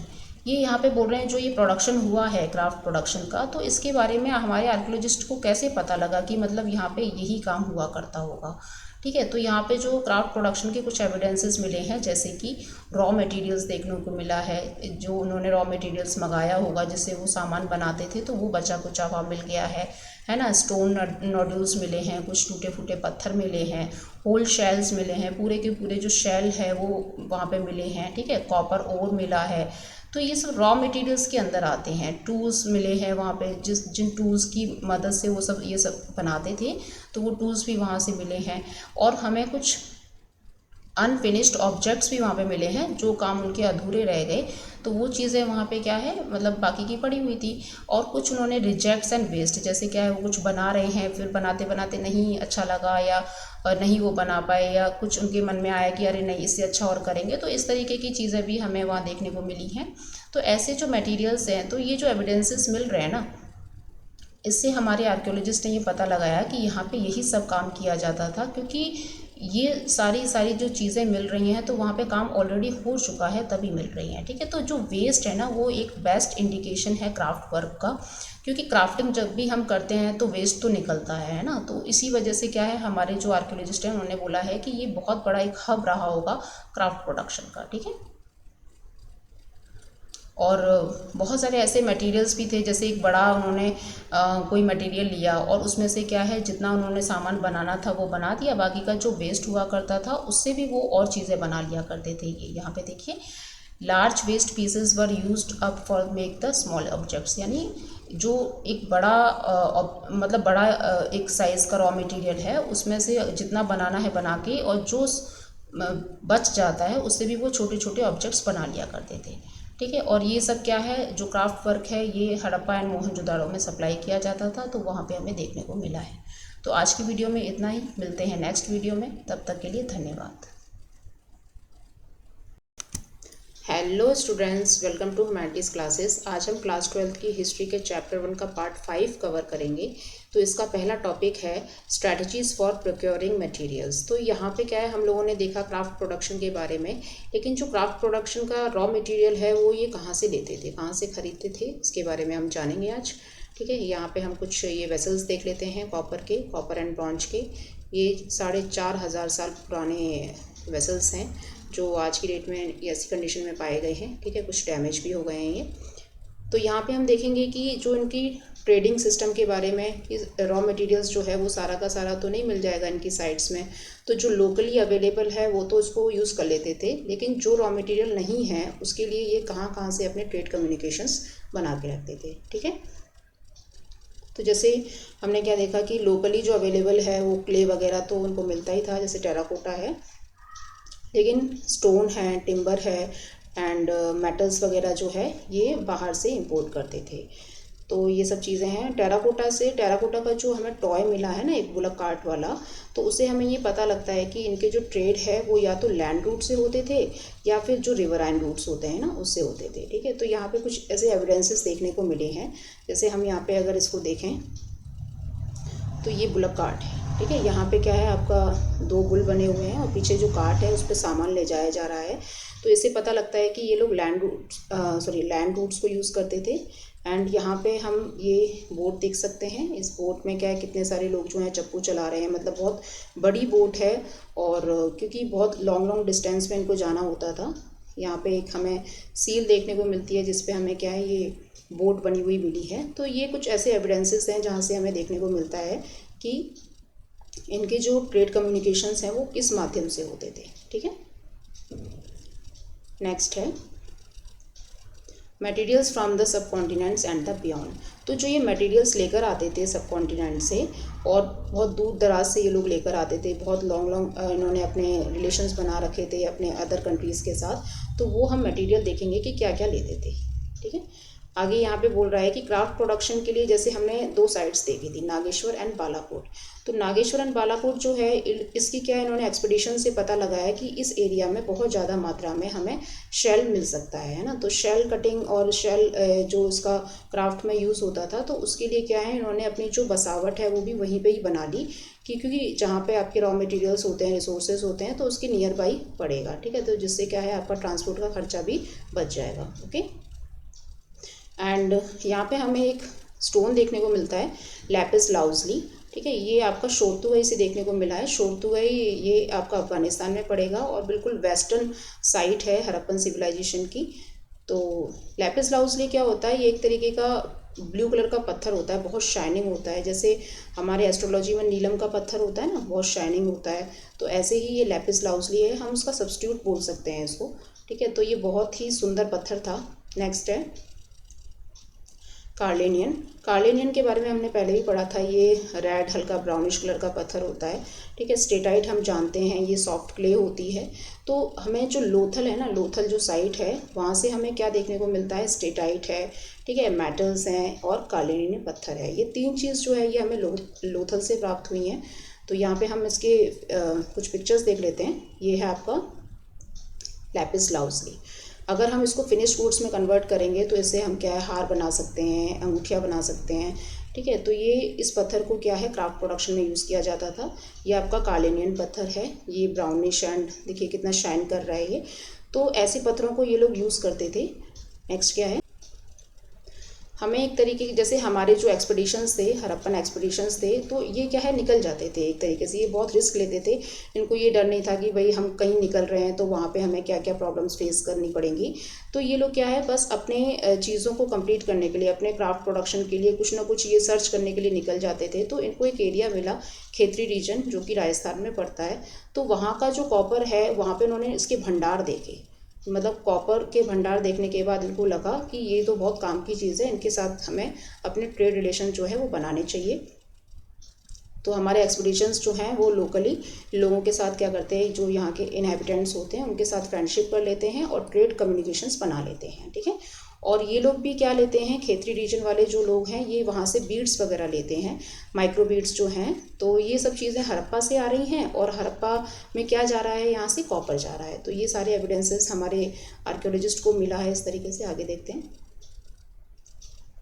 देखिए ये मैप है, ये यहाँ पे इनके ट्रेड रिलेशंस जैसे बनते थे। जैसे ये क्या है हड़प्पा की साइट है दिस वन, ये पूरी यहाँ तक सूतकांगेडोर बिल्कुल वेस्टर्न पार्ट है। तो यहाँ से जो है अब देखिए ये, और फिर क्या है जैसे हमें लोथल में यहाँ पे एक बहुत बड़ा पोर्ट देखने को मिला है। तो यहाँ से क्या है ये लोग अपना रिवराइन रूट्स यूज़ करते थे। ठीक है। तो यहाँ से जैसे अगर ऐसे निकलेंगे तो ये आपका बीच में क्या पड़ गया है, ओमान। ठीक है, इसके बारे में अभी हम पढ़ेंगे आगे। और यहाँ पे देखिए ये आपका दिलमून है ना। दिलमून क्या है, ये पहले के समय इसको दिलमून बोलते थे, लेकिन आज की डेट में ये एक आइलैंड है पर्शियन गल्फ का जिसको बहराइन बोलते हैं। ठीक है। उसके बाद फिर आप अगर आगे जाते हैं तो ये आपका मेसोपोटामियन सिविलाइजेशन पड़ जाती है। ठीक है। तो ये क्या है, ये इनका जो ट्रेड रिलेशन वाला जो मैप है ना, ये बता रहा है कि इनके जो रिलेशंस हैं वो कहाँ कहाँ तक फैले हुए थे। तो मेसोपोटामिया तो बहुत बड़ी एक सिविलाइजेशन थी, तो यहाँ तक भी इन लोगों के ट्रेड हुआ करते थे। ओके। नेक्स्ट टॉपिक है हमारा कॉन्स्टेंट विथ डिस्टेंट लैंड।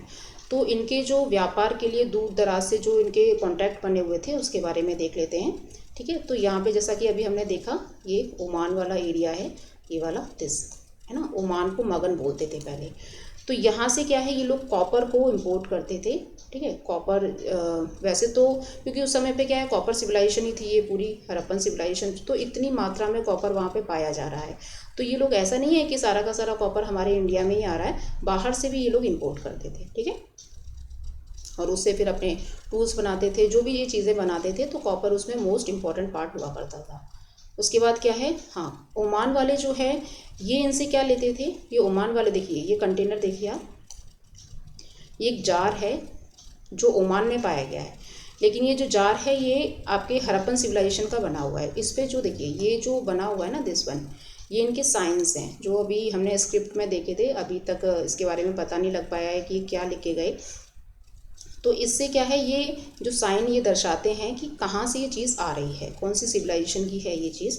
तो ये एक ऐसा कंटेनर था जो पूरी तरीके से मतलब बहुत मोटा कोटेड हो रखा था ब्लैक क्ले से, और इसमें ये कुछ फ्लूइड भरते थे, जैसे कुछ भी लिक्विड भरते थे। वैसे आर्कियोलॉजिस्ट हमारे मानते हैं कि इसमें लिकर जो है वो इम्पोर्ट एक्सपोर्ट ये सब किया जाता था। तो ओमान वाले जो हैं वो हड़प्पन से क्या इंपोर्ट कर रहे हैं, ये आपका ये जो जार है इसके अंदर जो फ्लूइड होता था वो, और हमारे जो हड़प्पन लोग हैं वो क्या ले रहे हैं, इनसे कॉपर ले रहे हैं।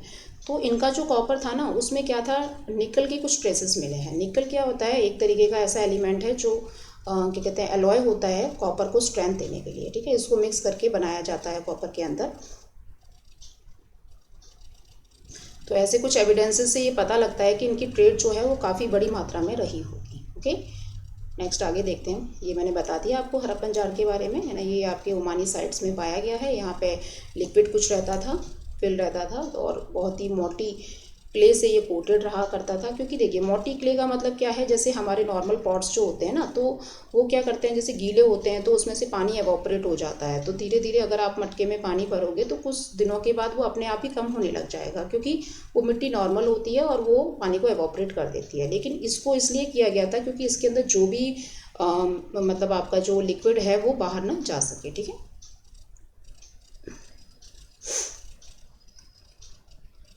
ये हमने देखा मगन जो है, मगन किसको बोलते थे, ओमान को बोलते थे। और यहाँ पे क्या है कॉपर जो है वो हमारे हड़प्पा में आ रहा है, और ये हमने देख ही लिया। आगे यहाँ पे आगे बढ़ते हैं। देखिए ये दो तरीके की सील्स देखिए, ये आपकी सिलेंड्रिकल एक वो है शेप है, और ये आपकी रेक्टेंगुलर है। तो ये जो आपका जो सील है ना, इस पे जो मोटिव्स बने हुए हैं, इस पे जो ये देखिए बुल का ये बना है ना स्ट्रक्चर, इस पे हम्प वाला बुल है, तो ये हमारा इंडस वैली का है, और ये जो है ये मेसोपोटामिया का है। तो ये दोनों के जो एक्सचेंज हुए हैं ना सील्स, तो उससे हमें पता लगा है इनके ट्रेड के बारे में। ओके, मेसोपोटामिया में भी कुछ एविडेंसेस मिले हैं निकल के, तो इससे पता लगता है कि मेसोपोटामियन पीपल जो थे वो भी ओमान से ट्रेड करते थे। आगे यहाँ पे ये, हाँ यहाँ पे क्या है, मेसोपोटामिया में हमें हड़प्पन सील्स देखने को मिले हैं, वेट्स मिले हैं, डाइस मिले हैं। तो ये सारी चीज़ें वहाँ कैसे पहुँची? तो ट्रेड के माध्यम से पहुँची। तो ये क्या है, सारे प्रूफ्स है ट्रेड के। ओके, ये हमने देखा। मेसोपोटामियन टेक्स्ट जो होते हैं इनमें दिलमुन के बारे में भी बताया गया है। दिलमुन जैसे मैंने अभी बताया था, पर्शियन गल्फ में एक आइलैंड है छोटा सा, तो उसको बहराइन बोलते हैं आज की डेट में। ठीक है, तो उनके साथ भी उनके रिलेशन थे, क्योंकि जब वो ओमान से मेसोपोटामिया जा रहे होते थे तो बीच में वो पड़ता था, तो वहाँ से भी उनके कॉन्टैक्ट्स बन गए। ओके, ये देखिए ये कोट है एक, ये मेसोपोटामियन पीपल जो हैं ये मेलुहा किसको बोलते थे? ये लोग हड़प्पन पीपल को बोलते थे। और इन्होंने बोला कि तुम्हारा जो सिंबल बर्ड है वो हाजा बर्ड है। हाजा मतलब आपका पीकॉक बोल सकते हैं उसको। पीकॉक जो है, हमारे आर्कियोलॉजिस्ट ने बोला है कि हाजा मीन्स पीकॉक को बोला गया है। पीकॉक की आवाज़ और पीकॉक का जो नेचर होता है बहुत सूदिंग होता है, तो इसीलिए हड़प्पन पीपल को इस तरीके से मतलब बताया गया है कि आपका जो नेचर है आप जो इस तरीके से हो। ठीक है, आपके बारे में बताया गया है। ओके, आगे हम देख लेते हैं। ये कम्युनिकेशन है, यहाँ पे हमने पढ़ ही लिया है, ओमान, बहराइन एंड मेसोपोटामिया। ठीक है, क्योंकि हड़प्पन पीपल जब निकलते थे तो वहाँ से ये तीनों चीज़ बीच में पड़ती हैं। ओके, मेलुहा ये मैंने बताया आपको कि ये लोग कौन हुआ करते, ये हड़प्पन पीपल को ही मेलुहा बोला गया है, और इनको मेसोपोटामियन के पीपल ने सी फेयरर्स बोला है। सी फेयरर्स का मतलब क्या होता है, जो आपके समुद्र में एक तरीके से नाव लेके घूमते रहते हैं ना, एक्सप्लोर करते रहते हैं रास्तों को, उनके बारे में, तो उसको सी फेयरर्स बोलते हैं। तो यहाँ पे क्या है, हड़प्पन पीपल को सी फेयरर्स बोला गया है मेसोपोटामियन पीपल के द्वारा। ठीक है, क्योंकि ये लोग शिप्स एंड बोट्स वगैरह जो है लेके निकल जाते थे। और क्यों निकल जाते थे? क्योंकि सामान को इधर उधर पहुंचाया जाता था। यहाँ पे देखिए ये सील देख लेते हैं हम। ये जो सील है ये आपके दिलमुन में पाई गई है, ये राउंड शेप में है। और यहाँ पे लेकिन अगर आप आकृति देखते हो उसके अंदर एनिमल मोटिव्स बिल्कुल सेम आपको हड़प्पन टाइप के मिलेंगे। ठीक है, यहाँ पे कुछ साइंस लिखे हुए हैं, और ये आपके कुछ एनिमल ये बना हुआ है। ठीक है, तो इससे अभी ये हमने स्टार्टिंग में भी देखा था, स्टेटाइट की जो सील थी, तो वहाँ पे भी आपका एक एनिमल बनाया और कुछ साइंस बने होते थे। तो ऐसे बोला जाता है कि दिलमुन के लोगों ने बिल्कुल मतलब कॉपी कर लिया है हड़प्पन सिविलाइजेशन की सील्स को, क्योंकि वो इतने ज़्यादा प्रभावित हुए थे उनके कल्चर से, उनकी चीज़ों से, तो उन्होंने अपने भी चीज़ों में इसको इंक्लूड कर लिया। ठीक है, यहाँ पे हम एक सील देख लेते हैं। ये जो सील है देखो, इस पर कितनी बड़ी एक बोट बनी हुई है। तो ये बोट जो दर्शाती है कि ट्रेड जो है वो कितने बड़े मतलब कितने बड़े लेवल पे हुआ करता था। तो इस तरीके से ये सारे जो एविडेंसेस हमको मिल रहे हैं ना, तो हमारे आर्कियोलॉजिस्ट उसी से एक अज्यूम कर रहे हैं कि हाँ ये सब चीज़ें हुआ करती होंगी। ओके, ये देखिए ये इनकी स्क्रिप्ट है, जो अभी तक नहीं पता लग पाया है कि ये है क्या। वैसे बोला जाता है कि जो ये इसके साइंस है ना, ये साइन कोई अल्फ़ाबेट्स नहीं होते थे, इस साइन में ही एक वर्ड छुपा रहता था। जैसे क्या है कि अगर मैं बोलूँ नेम, है ना, तो नेम वर्ड जो है, अब नेम के लिए ये साइन जो डिनोट कर दिया गया है कि जहाँ पे भी नेम वर्ड यूज़ होगा वहाँ पे ये साइन यूज़ होगा। तो जितने भी ये सिमिलर साइंस है तो उनका मतलब क्या है, वो सेम वर्ड ही होता था। जैसे चाइनीज़ लैंग्वेज होती है ना, तो उसमें क्या वो अल्फ़ाबेट्स नहीं यूज़ करते हैं, वो साइंस यूज़ करते हैं। तो वो अपने आप में ही एक क्या है, पूरा वर्ड है। जैसे मैंने एरो बनाया, ठीक है, तो एरो जो है मुझे स्पेलिंग लिखने की ज़रूरत नहीं है इसकी, एरो से ही क्या है ये पूरा एक मीनिंग बता रहा है। तो जितनी बार भी मैं एरो बनाऊंगी तो वो उसको डिनोट करेगा। ओके, तो ये जो साइन है ये इस तरीके से लिख देते हैं कि इसमें कई सारा मतलब बहुत लंबा एक सेंटेंस है, ये हमें देखने में नहीं पता लग रहा है, हमको लग रहा है कि पता नहीं है क्या फूल पत्ती बना रखी है, लेकिन ये बहुत बड़ा एक सेंटेंस है और जो उसको वो डिनोट कर देते हैं कि क्या लिखे गए हैं। ठीक है, लेकिन इसको हम अभी तक पढ़ नहीं पाए हैं, पर हमारे जो आर्कियोलॉजिस्ट हैं वो अभी भी इसको डिकोड करने में लगे हुए हैं कि ये क्या है इसका मतलब। ओके, नेक्स्ट टॉपिक पे आते हैं हमारा, सील्स, स्क्रिप्ट्स एंड वेट। ठीक है। सील्स के बारे में हमने थोड़ा सा पहले भी देख लिया है कि सील्स जो है वो स्टेटाइट पत्थर से बनी होती थी। स्टेटाइट क्या है, एक सॉफ्ट क्ले होता था, ठीक है। तो उस पर एनिमल मोटिव्स होते थे, उस पर कुछ साइंस बने हुए होते थे। तो सील्स हमने देख ही ली है, ठीक है। स्क्रिप्ट जो है ये अभी तक अनडेसिफर्ड है, पता ही नहीं लग पाया। ये देखो, ये स्क्रिप्ट ही तो है, ठीक है। तो ये क्या है इसके बारे में नहीं पता लग पाया। नेक्स्ट है आपका वेट। वेट्स में क्या है, ये लोग क्या भार तौल इनकी क्या प्रोसेस हुआ करती थी उसके बारे में हम देखेंगे, ठीक है। तो इसके अंदर इसका सब टॉपिक है पहला, सील्स एंड सीलिंग। तो सील्स जो है ये मोहरों को बोलते हैं, एंड सीलिंग जो है कि आप किसी सामान को किस तरीके से पैक कर रहे हो, ठीक है, उसकी कैसे सीलिंग कर रहे हो, तो दैट इज़ ओके। तो ये क्या करते थे, जैसे सपोज करो कोई बैग है, ठीक है, ये एक बैग बन गया, इसके अंदर क्या है, इन्होंने कुछ भी प्रोडक्ट जो है ये फिल कर दिया, ठीक है। उसके बाद क्या है, जैसे ये कोई बोरा है, इसको क्या है, इन्होंने किसी धागे से इसको पूरा पैक कर दिया। तो जहाँ पे भी इसकी नॉट बनेंगी ना, वहाँ पे ये लोग क्या करते थे, एक मोटी सी क्ले चिपका देते थे, मतलब पतला सा घोल बना के क्ले का इस तरीके से इसको चिपका देते थे और उसको सुखा देते थे। फिर उसके ऊपर क्या है, अपने सील की मोहर जो है उस पर लगा देते थे। तो इससे क्या हो गया, ये पूरी तरीके से पैक्ड हो गया, ठीक है। अब ये सील लगाने का मतलब क्या है कि जैसे आपका सामान जो है वो इतने दूर एरिया पे जा रहा है, इतने दिन वहाँ लगने वाले हैं, तो कोई बीच में उसको क्या है डिस्ट्रॉय ना कर दे, खोल के ना देख ले इसमें क्या है। तो अगर इस तरीके से सामान पाया जाता था तो उसको वो रिजेक्ट कर देते थे, क्योंकि उन लोगों ने पहले से ही अपने कॉन्टैक्ट बना रखे थे कि देखो भाई, इस तरीके के हमारे सील वाले आइटम आएंगे तो ये हमारे कंट्री का है, ठीक है। तो ये क्या है, एक इंडिकेशन होता था ट्रेड का, सील्स, ठीक है। तो वही दे रखा है ये उसको टाइट कर देते थे रोप से, और नॉट पे क्या कर देते, एक वेट क्ले लगा देते थे, ठीक है, और फिर उस पर अपना सील को प्रेस कर देते थे, ओके। नेक्स्ट ये देखिए, यहाँ पे हमें एक सील मिली है रोपड़ में, है ना। रोपड़ एक एरिया है जो पंजाब में लोकेटेड है। तो यहाँ पे भी हमें ये इस तरीके से देखो, ये जो है ना, ये किसी प्रोडक्ट के ऊपर चिपकाई हुई क्ले है, वैसी की वैसी ये निकाल ली है। तो उसके एविडेंस मिले हैं कि ये देखो किस तरीके से उसको प्रेस करके रखते थे, ओके। नेक्स्ट है हमारा एन एडिग्मेटिक स्क्रिप्ट। कि स्क्रिप्ट जो है ये इतनी डिफ़िकल्ट थी ना, मतलब पढ़ना समझना, कि वो हमारे जो आर्कियोलॉजिस्ट हैं, सोचो इतने पुराने समय से जो सभ्यता अभी उसकी खोजी गई है, और अप्रॉक्स उसको 100 साल हो गए हैं अभी डिस्कवर्ड करे हुए, ठीक है। तो उसके बाद भी अभी तक इसके बारे में नहीं पता लग पाया है। जैसे 1921 में खोजी गई थी ये हड़प्पन सिविलाइजेशन, तो अभी 2021 चल रहा है, अप्रॉक्स 100 ईयर्स हो गए, लेकिन अभी तक हमारे जो आर्कियोलॉजिस्ट हैं वो इसको डेसिफर नहीं कर पाए हैं कि ये क्या लिख के गए थे, ओके। तो जैसा कि हमने देखा कि इनकी जो स्क्रिप्ट्स हैं उसमें क्या है, कुछ मोटिव्स बने रहते थे, साइंस बने रहते थे, एनिमल्स बने रहते थे। एनिमल्स क्यों बनाते थे, जो लोग अनएजुकेटेड होते थे ना, इलिटरेट होते थे, पढ़ नहीं सकते थे, तो उनके लिए एनिमल्स की शेप होती थी, और वो एनिमल जो है वो किसी वर्ड को या किसी साइन को मतलब डिनोट करता था कि इसका मतलब ये है, ठीक है। तो ये लोग क्या है, अनएजुकेटेड लोगों के लिए होता था।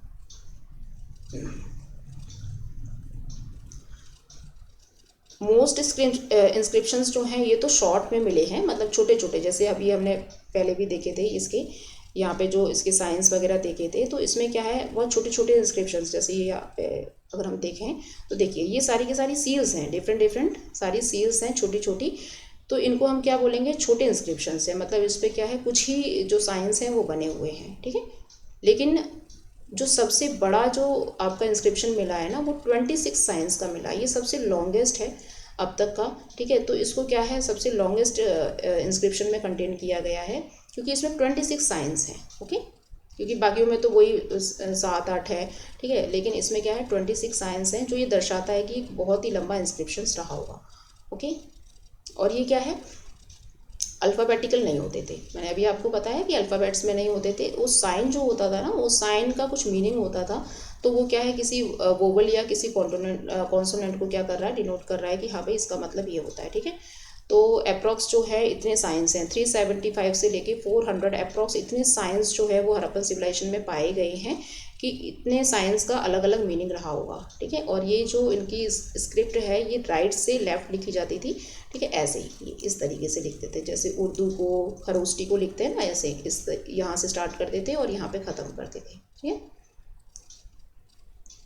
ये हमें जो साइंस है, मोटिव्स जो हैं, ये किस किस पे देखने को मिला है, तो ये हमें सील्स पे मिले हैं, है ना, कॉपर टूल्स पे मिले हैं, जार्स पे मिले हैं। अभी हमने देखा ब्लैक कलर का जो जार था उस पर कुछ लिखा था, ठीक है।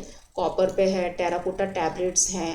टेराकोटा टैबलेट्स मतलब ये जो क्ले की टैबलेट होती थी, इस पे जो ये लोग लिख देते थे, फिर इसको सन ड्राइड कर देते थे ताकि ये वो परमानेंट हो जाए, और ये रिकॉर्ड होता था उन लोगों का, मतलब एक फाइनेंशियली रिकॉर्ड होता था कि हमारा कितना ट्रेड हुआ है, कितना सामान हमारा इधर उधर गया है। ठीक है। तो यहाँ पे और ज्वेलरी वगैरह पे भी जैसे हॉलमार्क होता है ना, हॉलमार्क की तरह ही ऐसे अपनी ज्वेलरी पे भी ये लोग कुछ साइंस बना देते थे, है ना, बोन्स रॉड्स है, ये सारी चीज़ें। ठीक है। और कुछ साइंस जो है हमें पेरिशेबल मटेरियल पे भी देखने को मिला है। पेरिशेबल मटेरियल वो होता है जो कुछ ही दिनों के बाद डिके और ख़त्म हो जाता है, तो ऐसे प्रोडक्ट्स पे भी हमें इनके साइंस एंड मोटिव्स जो हैं देखने को मिले हैं। ठीक है। नेक्स्ट पे आते हैं हम, वेट्स। अब ये क्या है, इनका भारतोल की प्रक्रिया है। जैसे मैंने आपको बताया कि इनका जो वेट सिस्टम होता था, तो वो देखिए यहाँ पे देखिए ये क्या है, अलग अलग तरीके के पत्थर हैं, है ना, मतलब पत्थर तो जैसे इनका ना एक शेप है, क्यूब शेप है सबकी। ठीक है। और जो ये पत्थर है ना, इस पत्थर का नाम होता था चर्ट। ये एक खास तरीके के पत्थर से बना के तैयार किए जाते थे। तो इसमें क्या है, छोटे भी हैं, बड़े भी हैं, मीडियम भी हैं, हर तरीके के इनके जो वेट्स कंटेन होते थे। ठीक है। तो ये क्या क्यूबिकल शेप में होते थे, इन पे कोई मार्किंग नहीं होती थी, क्योंकि पहले के समय पे क्या है ना, आपके मनी से ट्रेड नहीं होता था, पैसे से ट्रेड नहीं होता था, बार्टर सिस्टम चलता था कि भाई मैं तुम्हें ये दूंगा, तो मुझे रिटर्न में ये देना। जैसे कि हमने देखा था कि कॉपर जो है वो ओमान से मंगा रहे हैं हड़प्पन पीपल, लेकिन रिटर्न में उनको क्या दे रहे हैं, वो जो आपका जार है उसमें जो लिक्विड फिल होता था उसको देते थे। तो ये क्या हो गया, एक बार्टर सिस्टम हो गया। ठीक है। और ये सील के द्वारा, वेट्स के द्वारा इसको मेजर, सील जो है वो तो ट्रेड के लिए यूज़ होती थी, और जो वेट है कि कितना सामान आया है, ये सही आया है कि नहीं आया है, तो वो वेट्स के लिए क्या होता था, इस तरीके के क्यूबिकल शेप के कुछ बार्ट टाइप के सिस्टम होते थे। ठीक है। Lower denominations of the weights were binary. तो बाइनरी नंबर हम इसमें बोल सकते हैं कि इनके जो बार्ट होते थे वो बाइनरी नंबर में होते थे। और जैसे 1 है, 1 का डबल कर देंगे तो 2 हो जाएगा, 2 का डबल कर देंगे तो 4 हो जाएगा, 4 का 8 हो जाएगा। तो इस तरीके से इन्होंने लोअर डिनोमिनेशन बना रखे थे। लोअर डिनोमिनेशन का मतलब होता है हैवी जो वेट की चीज़ें होती हैं उनको नापने के लिए। ठीक है। और ऐसे ही करके ये जो नंबरिंग थी ये इनकी 12,800 तक जा रहे थे। ठीक है।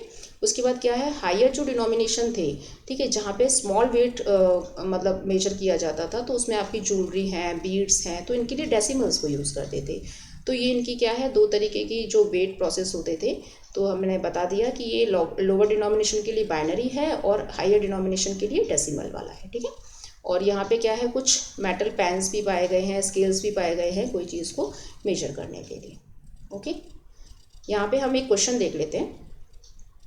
जैसे what are some of the present day method use for the long distance exchange of the goods. तो आज की डेट में हम जब किसी गुड्स को एक्सचेंज करते हैं तो किस चीज़ का यूज़ करते हैं, शिपिंग का यूज़ करते हैं मोस्टली। ठीक है। तो इसके क्या एडवांटेजेस हैं, क्या उसकी प्रॉब्लम्स हैं। तो इसके एडवांटेजेस क्या हो सकते हैं कि जैसे आपका अगर ट्रेड हो रहा है तो उसमें क्या है, लार्ज क्वांटिटीज़ में हम जो गुड्स हैं उनको एक ही बार में ले जा सकते हैं। ठीक है। और दूसरा क्या है कि किसी भी जगह पे हम उसको रोक भी सकते हैं। तो ये क्या हो गए, इसके एडवांटेजेस हो गए। लेकिन इसमें प्रॉब्लम्स क्या आ सकती हैं, अगर आप किसी लॉन्ग डिस्टेंस पे ट्रेड कर रहे हो तो क्या प्रॉब्लम आएंगी। तो जैसे क्या है कि अगर सी के रास्ते से जा रहे हैं, वेदर ख़राब हो गया है ना, तो समुद्र में तूफान वगैरह आ गया, तो वो एक प्रॉब्लम है। ठीक है। और दूसरा क्या है कि अगर आपका जो आप शिप या बोट से जा रहे हो अगर वो ख़राब हो गई ना, तो उसके लिए जो दूसरा ट्रांसपोर्ट लाना पड़ेगा फाइनल डेस्टिनेशन तक पहुंचने के लिए, तो वो एक प्रॉब्लम है ना। और इतने लंबे सफ़र में गुड्स वगैरह जो डैमेज हो जाती थी वो एक प्रॉब्लम है। और भी अगर कोई एडवांटेजेस एंड प्रॉब्लम्स आपको समझ में आती है तो आप कमेंट बॉक्स में लिख सकते हो। तो आज की वीडियो में इतना ही, मिलते हैं नेक्स्ट वीडियो में, तब तक के लिए धन्यवाद। Hello students, welcome back to humanities classes. आज हम क्लास 12th की हिस्ट्री का पार्ट 6 कवर करेंगे। तो यहाँ पे हम देखेंगे एंशिएंट अथॉरिटी। तो इसका मतलब क्या है, अथॉरिटी के बारे में हम देखेंगे कि इतनी बड़ी जो सिविलाइजेशन है इसको किसके द्वारा गवर्न किया जा रहा है। लेकिन यहाँ पे एक कॉम्प्लेक्स सिचुएशन ये आ जाती है कि ये जो भी हड़प्पन सोसाइटी है ना, ये पूरी की पूरी जो इसकी साइट्स मिली हैं इसमें सब में एक यूनिफॉर्मिटी पाई गई है। तो यूनिफॉर्मिटी का मतलब होता है एक जैसी सारी चीज़ें मिली हैं, जैसे in the form of potteries, seals, weights and bricks. मतलब जो आपकी पोट्रीज हैं उनका जो साइज़ है, उनका जो शेप है वो मोस्टली एक जैसा ही देखने को मिला है। सील्स जो हैं वो रेक्टेंगुलर एंड स्क्वायर शेप में ही मिली हैं और उन सब पे एनिमल्स के मोटिव्स हैं, साइंस हैं, है ना। वेट जो है इनका ये प्रिसाइज साइज़ रहा है एक, पर्टिकुलर, और उसके बाद ब्रिक्स जो है ये आपकी स्टैंडर्डाइज्ड रेशियो में देखने को मिली है। तो इतनी बड़ी जो सिविलाइजेशन है, ये जितनी भी साइट्स हैं इसकी, तो इन सब में एक जैसी चीज़ें कैसे देखने को मिल रही हैं, कैसे यूनिफॉर्मिटी देखने को मिल रही है, तो उसके बारे में जानेंगे हम। तो जैसे जम्मू से लेके गुजरात तक जो ये मैच्योर सिविलाइजेशन फैली हुई थी, तो वहाँ का जो सेटलमेंट है वो भी मोस्टली एक जैसा ही बना है। जैसे हमने घरों की जो शेप्स देखी थी वो भी एक जैसी थी, है ना। तो ये जो कोई स्ट्रैटेजी इन लोगों ने बनाई होगी, कोई ऐसी अथॉरिटी ज़रूर रही होगी जिसने ये सब सारे जो काम हैं वो एक जैसे ही करवाए हैं सारी के सारी जगहों पर, ठीक है। तो यहाँ पे इतने सारे लोगों का जो मोबिलाइजेशन होता था, जैसे आज हड़प्पा में काम कर लिया, है ना, फिर उसके बाद कुछ टाइम बाद मोहनजोदारो में भी सेम लेबर वहाँ पे काम करने जा रहे हैं। तो जो ये मोबिलाइजेशन हो रहा है इतने सारे लेबर्स का, तो ये किसी न किसी अथॉरिटी के द्वारा ही हो रहा होगा, उन लोगों की कमांड के द्वारा ही हो रहा होगा। तो यहाँ पे जो क्वेश्चन हमारा बनता है, हु ऑर्गेनाइज दीज एक्टिविटीज़, कौन ऑर्गेनाइज करता था ये सारी की सारी एक्टिविटीज़ के बारे में। अब यहाँ पे हम देख लेंगे इसके पैलेसेस एंड किंग्स, तो जो राजा हुआ करते थे या उनके महल होते थे, ये सब हमें इसमें पता लगेगा, ठीक है। तो यहाँ पे जो सेंटर ऑफ पावर है ना, ये किसके द्वारा रन की जा रही है। तो यहाँ पे क्या है, हमारे जो आर्कियोलॉजिस्ट हैं उन्होंने कुछ क्वेश्चंस उठाए हैं कि कुछ आर्कियोलॉजिस्ट बोलते हैं कि यहाँ पे जो है कोई रूलर नहीं था, ठीक है, और कुछ आर्कियोलॉजिस्ट बोलते हैं कि यहाँ पे सेवरल रूलर्स जो हैं वो रहे होंगे, ठीक है, और कुछ बोल रहे हैं कि कोई भी नहीं था। तो ये क्या है, तीनों तरीके के जो क्वेश्चंस हैं इसके बारे में भी हम जानेंगे कि कौन सी चीज़ जो है ये ज़्यादा कन्वीनियंट लगती है, ठीक है। यहाँ पे क्या है, देखिए ये जो है, यहाँ पे हमें एक प्रिस्ट किंग, ये क्या है, प्रिस्ट का मतलब होता है आपके जो पुजारी होते हैं। ये मेसोपोटामिया सिविलाइजेशन में जो क्लर्जीज हुआ करते थे ना, उनको प्रिस्ट बोलते थे। तो एक स्टोन का स्टैचू मिला है मोहनजोदारो के अंदर, तो उसमें देखिए आप इस पर्सन को देख सकते हो।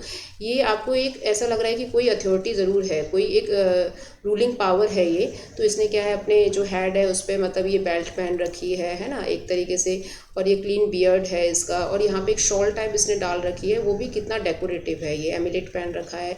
तो इससे पता लगता है कि ये कोई ना कोई राजा या कोई अथॉरिटी रही होगी जो पूरे सिविलाइजेशन को क्या कर रही है, गवर्न कर रही है, या किसी पर्टिकुलर एरिया को गवर्न कर रही है, ठीक है।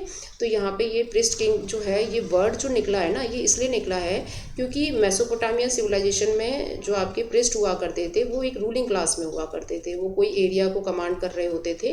तो जो हमारे आर्कियोलॉजिस्ट थे, जैसे कनिंगम साहब हैं, आपके आर.एम. व्हीलर हैं, तो इन लोगों ने ये क्या है, मेसोपोटामियन सिविलाइजेशन से फैमिलियर थे। तो उन लोगों ने वहाँ पे देखा हुआ था कि हाँ ये सब चीज़ें हैं, तो उन्होंने इसे मतलब इंडस वैली से भी यही लिंक बनाया कि ये जो है कोई ना कोई एक रूलिंग क्लास, कोई रूलिंग एलाइट रहा होगा, ठीक है ना। तो यहाँ पे क्या है, ये क्वेश्चंस उठ रहे हैं जिसके बारे में अभी मैंने आपको बताया। क्यों, क्योंकि देखिए अगर आप खुद ही सोचिए कि अगर कोई एक ही पर्सन है ना, तो वो क्या कर रहा है, पूरे के पूरे एरिया को कमांड कर रहा है। एक तो ये कुछ सिचुएशन हो गई, दूसरी हो गई ये लोग बोल रहे हैं कि कोई भी रूलर नहीं था। तो अगर कोई भी रूलर नहीं था तो फिर ये जितनी बड़ी सिविलाइजेशन है वहाँ पे ये सारी चीज़ें एक जैसी कैसे हो सकती हैं। फिर तो लोग अपने हिसाब से सारी साइज़ हैं, शेप है, उनको अलग अलग तरीके से बनाएंगे, ठीक है ना। और कोई बोल रहा है कि मतलब अलग अलग जो आपके साइड्स हैं उन सब का अलग अलग रूलर रहा होगा, तो ये भी पॉसिबल नहीं है, क्योंकि अगर अलग अलग हैं तो वो अपने हिसाब से सारी चीज़ें करवाएंगे, है ना। जैसे अगर हम अपने इंडिया में भी देखते हैं तो जैसे स्टेट गवर्नमेंट्स जो होती हैं वो अपने हिसाब से काम करती हैं। तो ऐसे ही यहाँ पे क्या है, सबसे ज़्यादा जो अनुमानित लगाया जा रहा है वो ये है कि जो इतनी बड़ी जो सिविलाइजेशन है इसका एक ही कोई रूलर रहा होगा जो किसी जगह से कमांड हो रहा होगा, मतलब किसी जगह से वो कमांड देता होगा कि हाँ भाई ऐसे कर लो, तो वो काम जो है वो पूरी की पूरी सिविलाइजेशन में इम्प्लीमेंट हो जाता होगा, ठीक है ना। क्योंकि हमें एक जैसी ब्रिक्स मिली हैं, एक जैसे हमें सारे आर्टिफैक्ट्स देखने को मिले हैं, तो ये जो है ये तभी इम्प्लीमेंट हो सकता है जब कोई एक ही बंदा जो है वो पूरा कमांड कर रहा है, ओके। तो यहाँ पे हमने वो देखा कि किस तरीके से उसको जो है इम्प्लीमेंट किया जाता था, क्योंकि कलेक्टिवली इसको इम्प्लीमेंट करना एक बहुत ही डिफ़िकल्ट टास्क है, सब जगहों पे एक जैसी चीज़ें मिलना, ओके। नेक्स्ट है हमारा द एंड ऑफ सिविलाइजेशन। अभी देखिए हमने ये पूरे जो चैप्टर पढ़ा है इसमें जो मैच्योर सिविलाइजेशन के बारे में हमने डिस्कस करा, तो मोस्टली हमने सारी पॉजिटिव चीज़ें देखी कि किस तरीके से इनके घर हुआ करते थे, किस तरीके से इनके स्टैंडर्डाइज, मतलब हर चीज़ में स्टैंडर्ड देखने को मिला है। एक प्लान्ड सेंटर हमको देखने को मिला है, इनका जो सेटलमेंट है वो भी कितना अच्छा था। लेकिन अब हम इसके एंड के बारे में पढ़ेंगे, और ये क्या है, ये एक अभी तक क्वेश्चन है कि इसका एंड हुआ कैसे। इतनी बड़ी सिविलाइजेशन का एंड होना ये एक क्वाइट मतलब डिफ़िकल्ट चीज़ है ये मानना कि कैसे हो गया अचानक से ये लोग कहाँ सारे के सारे अबेंडेंट हो गए, कहाँ चले गए सब कुछ छोड़ छाड़ के। तो 1800 BC के टाइम पे यहाँ पे कुछ ऐसे हड़प्पन साइट्स देखने को मिली हैं, जैसे चोलिस्तान है, ये पाकिस्तान के अंडर में पड़ता है, ड्राई है, ये रेगिस्तान का एरिया ना जो थार डेजर्ट का, तो कुछ वहाँ पे लोकेटेड है ये एरिया। तो यहाँ से जो लोग हैं वो अपने घरों को छोड़ छोड़ के जा रहे हैं, मूव आउट कर रहे हैं वहाँ से। तो ऐसा क्या हो गया उन लोगों के साथ जो उन लोगों ने अपने सेटलमेंट है ना वहाँ से छोड़ के दूसरी जगह माइग्रेट कर रहे हैं, जैसे गुजरात में, हरियाणा में, वेस्टर्न उत्तर प्रदेश में क्यों कर रहे हैं, ऐसी क्या विपदा उनके ऊपर आन पड़ी। ठीक है, तो यहाँ पे क्या है 1900 BC के समय पे हमें एक ट्रांसफॉर्मेशन देखने को मिलता है। अभी देखिए हमने सारी चीज़ें क्या अर्बनाइज देखी थी, है ना, कि इन लोगों का जो आपका ड्रेनेज सिस्टम है कितना प्रॉपर है, ग्रिड सिस्टम में सब कुछ बना हुआ है।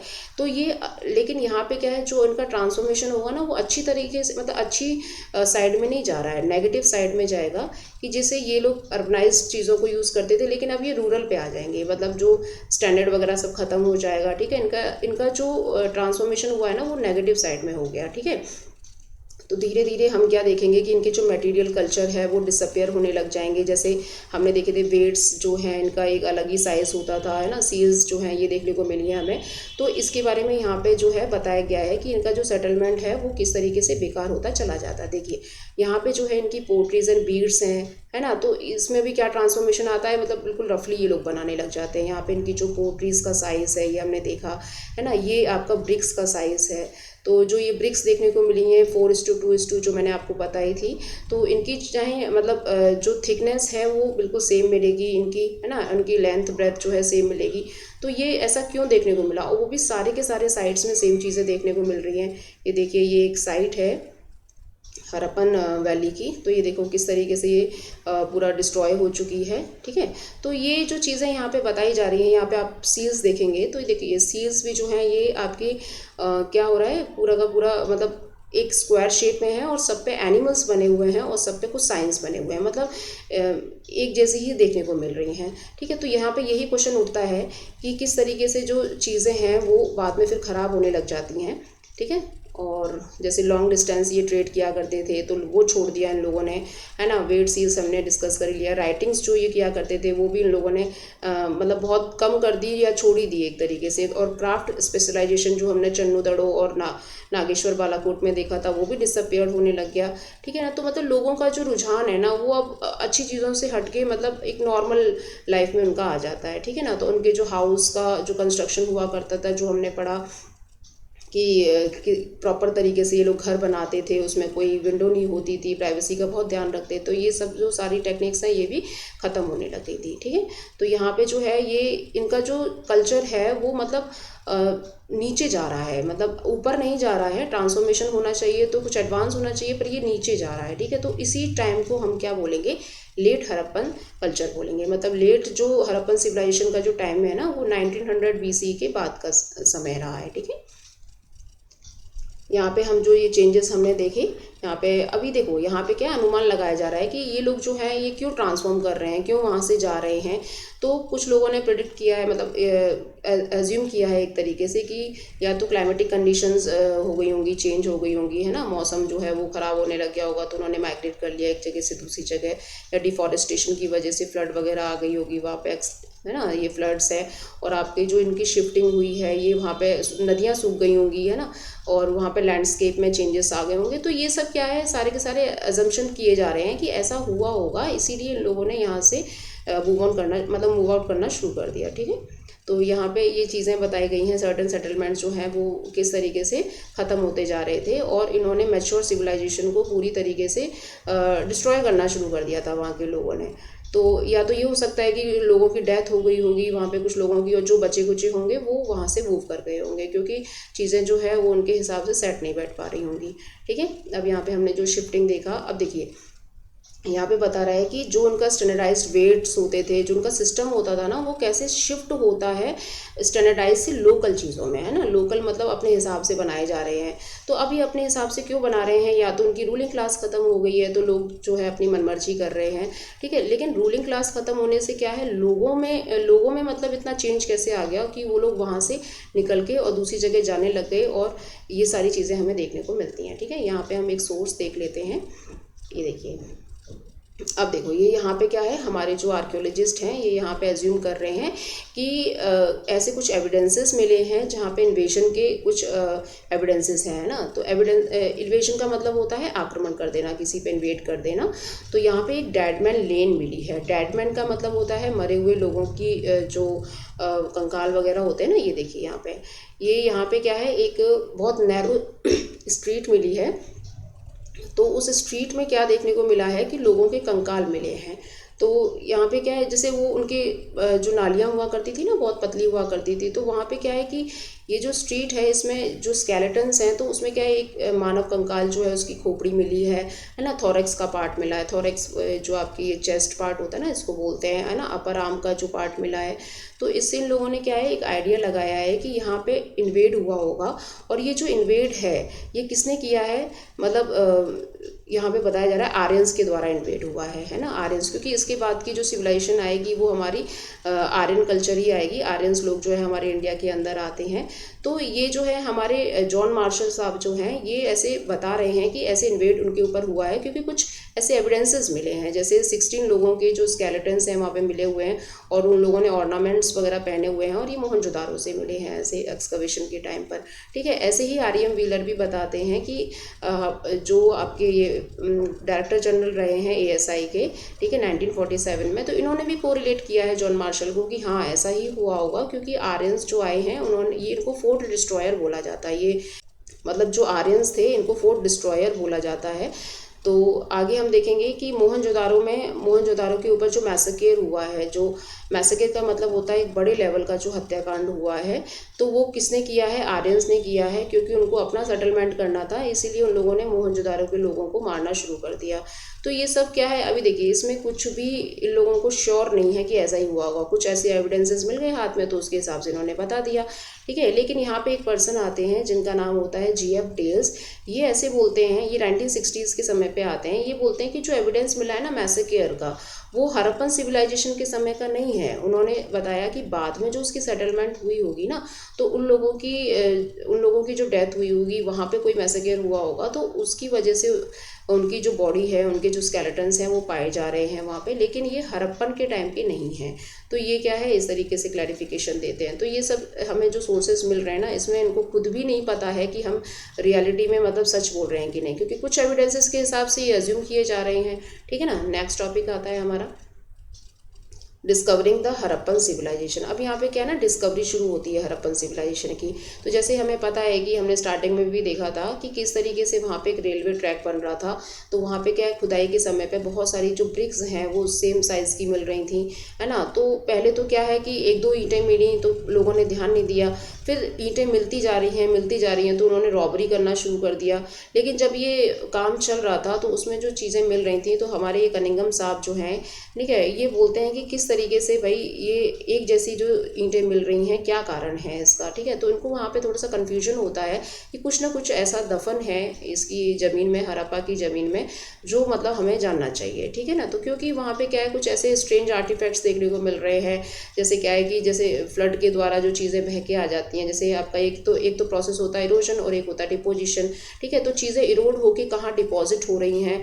ठीक है, तो वहाँ पे क्या है कि जो चीज़ें बार बार देखने को मिल रही हैं रिपीटेशन में, तो फिर डाउट होता है कि हाँ ऐसी चीज़ें क्यों मिल रही हैं। एक दो चीज़ मिल गई हैं तो चलो लगता है कि हाँ यहाँ पे जो कोई लोग रहे होंगे उनकी चीज़ें रह गई होंगी, पर सेम साइज़ की चीज़ें मिलना वो भी हर जगह, तो ये थोड़ा सा क्वाइट इम्पॉसिबल लगा उनको। फिर उसके बाद क्या, लोगों ने इसकी स्टडी करना शुरू करा, उसको डिस्कवर्ड करना शुरू करा। ठीक है, और उसको डिगिंग करना शुरू करा कि पहले भाई ऐसा करते हैं कि इसकी डिगिंग वगैरह स्टार्ट करते हैं, क्योंकि जो लोग वहाँ पे खेती बाड़ी क्या करते थे, कुछ खुदाई करते थे, तो उनको कुछ ना कुछ ट्रेजर मिलता रहता था। ठीक है ना। तो यहाँ पे क्वेश्चन मार्क जो है बनता है।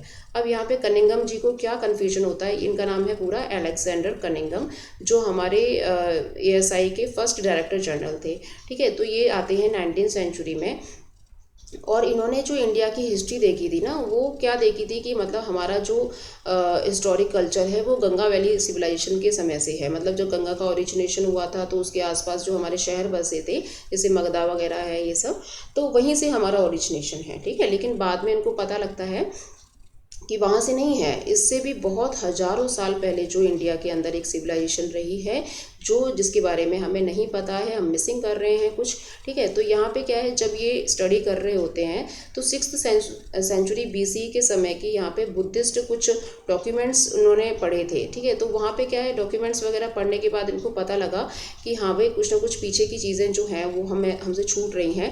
पहले तो वो यही अनुमान लगाते रहे जब उन्होंने बुद्धिस्ट डॉक्यूमेंट्स वगैरह पढ़े कि यहाँ पे जो बुद्धिस्ट लोग रहे होंगे उन्हीं के ही चीज़ें रही होंगी ये सारी जो हैं, ठीक है। लेकिन बाद में पता लगता है कि ये बुद्धिस्ट कल्चर नहीं था, ये तो कुछ और ही चीज़ थी जो उनसे छूट रही थी, ठीक है। तो कनिंघम ने भी ना अपने जो डॉक्यूमेंट्स वगैरह है, इंस्क्रिप्शंस वगैरह है, उनको कलेक्ट करना शुरू करा। तो उनको कुछ ना इस तरीके की सील देखने को मिली। ये देखिए, ये हमने देखो स्टार्टिंग में भी देखी थी। तो उन्होंने इसका स्केच बनाया कि ना कुछ ऐसी चीज़ मिली है, ये इस पर कोई एनिमल बना है, कुछ साइंस बने हैं, बट ये अभी तक क्या है, इसको समझ में नहीं आ रहा है ये क्या चीज़ है। तो ऐसे करके उन्होंने स्केच बनाया और उनके अंदर ना बहुत सारे क्वेश्चंस अराइज हो गए कि कुछ तो मिसिंग है यहाँ के कल्चर में, ठीक है।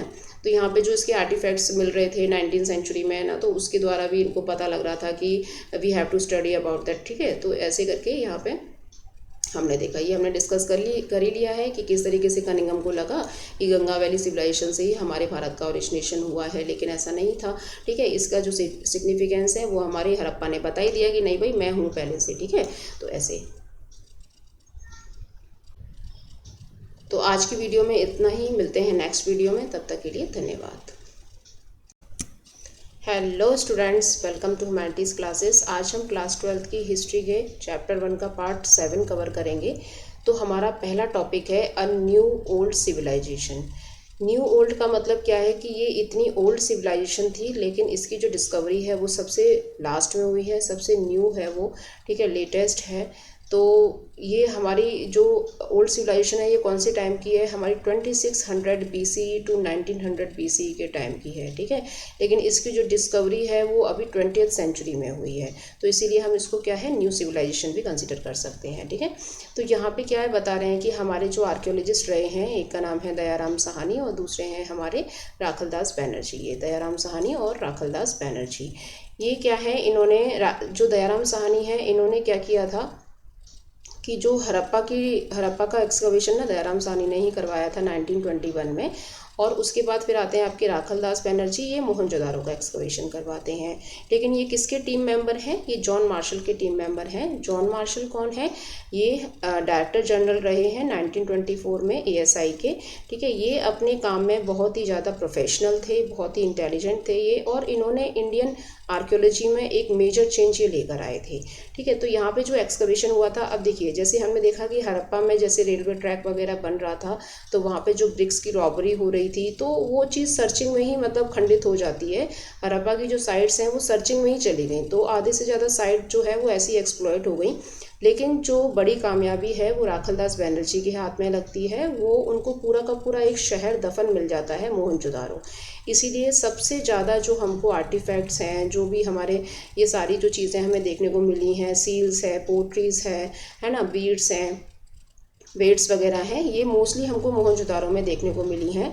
तो जब मोहनजोदारो की डिस्कवरी की जाती है राखलदास बैनर्जी के द्वारा, तब पता लगता है कि भाई ये जो साइट्स हैं ये जो मिलती जा रही हैं, इसका मतलब एक बहुत बड़ी सभ्यता जो है वो हमारी भारत की धरती में दफन है, ठीक है ना। तो यहाँ पे फिर जो जॉन मार्शल हैं वो इसके बारे में इसका एक्सकवेशन करवाते चले जाते हैं और ये एक अनाउंसमेंट करते हैं कि हाँ हमारे हाथ में जो है एक बहुत बड़ी सिविलाइजेशन लगी है, और जिसके बारे में अभी हम स्टडी करेंगे और फिर धीरे धीरे उसको वर्ल्ड में मतलब डिस्क्लोज करेंगे, ठीक है। तो यहाँ पे जो है जॉन मार्शल का बहुत इंपॉर्टेंट रोल रहा है इस चीज़ के बारे में। उसके बाद हम आगे देखते हैं यहाँ पे। तो जैसे कि जॉन मार्शल जो है ये बहुत ही प्रोफेशनलाइज थे, और ASI के जो आपके ये डायरेक्टर जनरल रहे हैं उस समय के, तो ये हमने देख ही लिया है।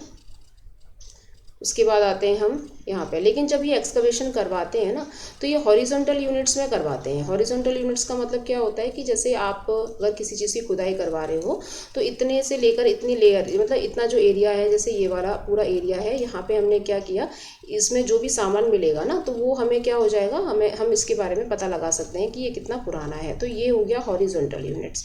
इन्होंने क्या किया, स्ट्रेटिग्राफी को इग्नोर कर दिया। स्ट्रेटिग्राफी क्या होती है, ये स्टडी ऑफ लेयर्स होती है। ये जो हम अर्थ के ऊपर जो लेयर्स जमती हुई चली जाती है ना बहुत समय के बाद धीरे धीरे, तो इसको क्या है, इसकी जो स्टडी की जाती है हमारे आर्कियोलॉजिस्ट के द्वारा, तो उसको ही हम क्या बोलते हैं, ये स्ट्रेटिग्राफी बोलते हैं। ठीक है, तो यहाँ पे जैसे आप ये इमेज देखिए, यहाँ पे ये जो लेयर्स दिख रही हैं इसकी, इस एक आपकी ब्राउन है, फिर लाइट ब्राउन है, तो ये इसके क्या है, लेयर्स हैं। जैसे जैसे जितना डीप लेयर होगी उतना ही ओल्डेस्ट होगी, और जितनी ऊपर होगी वो थोड़ा लेटेस्ट होगी। ठीक है, तो इस तरीके से क्या होता है, ये लोग स्टडी करते हैं और जो जो सामान उसमें मिलता चला जाता है उसके हिसाब से उसका टाइम पीरियड पता लगाते हैं कि क्या ये रहा होगा। ठीक है,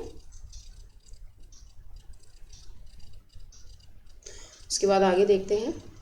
यहाँ पे देखिए, ये आपका एक साइड में सोर्स टाइप दे रखा है, इसमें हम देखेंगे साइट्स है, माउंट्स हैं एंड लेयर्स है ना। तो साइट्स मतलब जो भी साइट्स मिली हैं हड़प्पा की, माउंट्स का मतलब होता है कि जब बहुत साल हो जाते हैं किसी चीज़ को मतलब धरती के अंदर दबे हुए रहते हुए, तो उसके ऊपर क्या है, वो धीरे धीरे डेब्रीज बनते चले जाते हैं, ऐसे ऐसे ऐसे उस पर लेयर्स बनती हुई चली जाती हैं ऐसे। तो ये एक तरीके से ना इसे टीले का रूप ले लेता है, ये इस तरीके से इसे टीले का रूप ले लेता है, उसी को हम माउंट्स बोलते हैं। और जो ये लेयर्स बना रही हैं इसको माउंट्स को ये बना रही हैं। तो यहाँ पे ये बताया गया है कि जब हड़प्पन सिविलाइजेशन के जो लोग थे वो जब अबेंडेंट हो गए, चीज़ों को, अपने घरों को छोड़ के चले गए, चीज़ों को छोड़ के चले गए, तो वहाँ पे जो चीज़ें रह गई थी वो धीरे धीरे क्या हो गया कि जो हमारी धरती की जो परतें हैं बनती जा रही हैं, तो उसके अंदर वो दफन होती चली गई है ना। तो उसके बारे में जो स्टडी की गई तो वो आपकी स्ट्रेटिग्राफी के द्वारा की गई थी। और यहाँ पे ये बताया गया है कि एक स्टेराइल लेयर होती है। स्टेराइल लेयर क्या होता है, जैसे ये लेयर है एक, है ना, तो यहाँ पे क्या है, इसके अंदर जो चीज़ें दफन है यहाँ पे, तो ये एक लेयर हो गई। उसके बाद क्या हुआ कि जब धीरे धीरे जो इस पर परतें जमती चली जाएंगी, ऐसे ऐसे ऊपर ऊपर जमती चली जाएंगी, तो जिस परत में कुछ भी सामान नहीं मिलेगा ना, मतलब जो ब्लैंक रह जाएगी, तो उसको हम स्टेराइल लेयर बोलेंगे, क्योंकि वहाँ पे कुछ भी चीज़ नहीं मिली है, तो उसके ऊपर फिर जो एक और परत जमेगी वहाँ पे कुछ ना कुछ सामान मिलेगा। लेकिन जो खाली रह गई, जहाँ पे कोई ऐसा एविडेंस नहीं मिला है, तो उसको हम स्टेराइल लेयर जो है वो कंसिडर करेंगे, उसको बोला जाता है ये चीज़।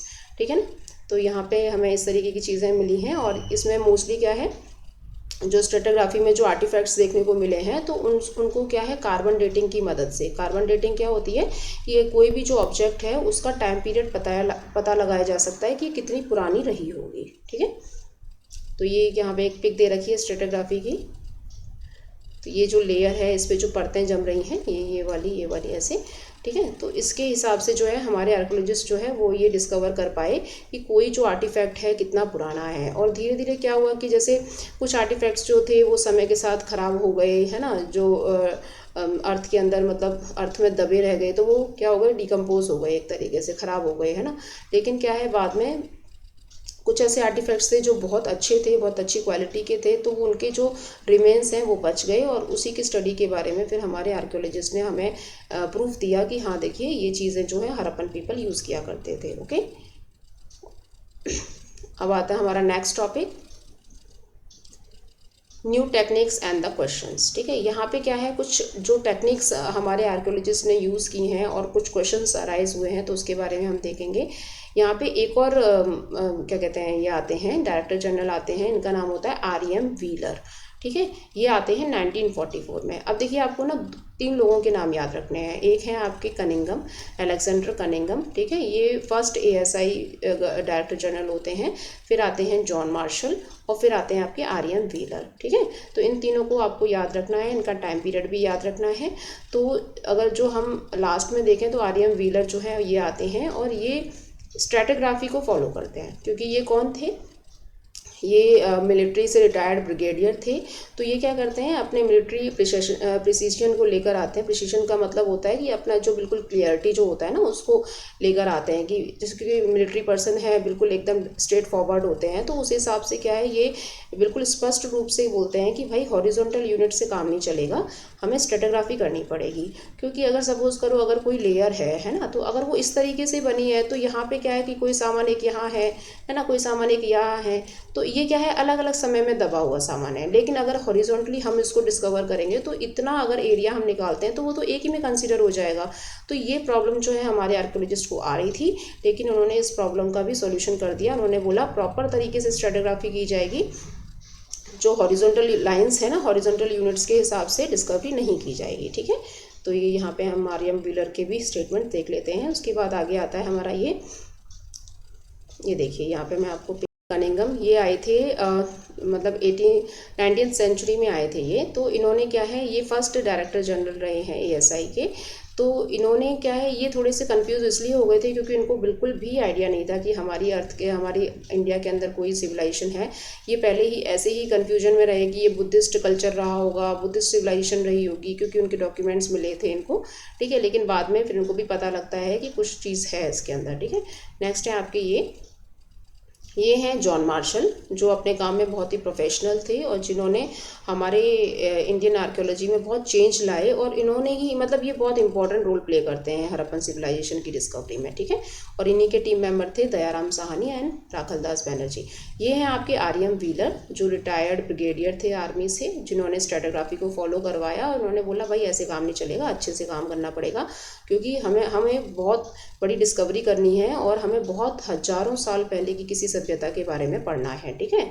तो ये हैं आपके दयाराम साहनी, जिन्होंने हड़प्पा का एक्सकवेशन करवाया था, ठीक है। तो ये किसके टीम मेंबर थे, जॉन मार्शल के टीम मेंबर थे। 1921 में इन्होंने एक्सकवेशन करवाया हड़प्पा का। और ये है राखलदास बनर्जी, इन्होंने पूरा का पूरा जो मोहनजोदारो शहर है ना, वो पूरा का पूरा खोज डाला।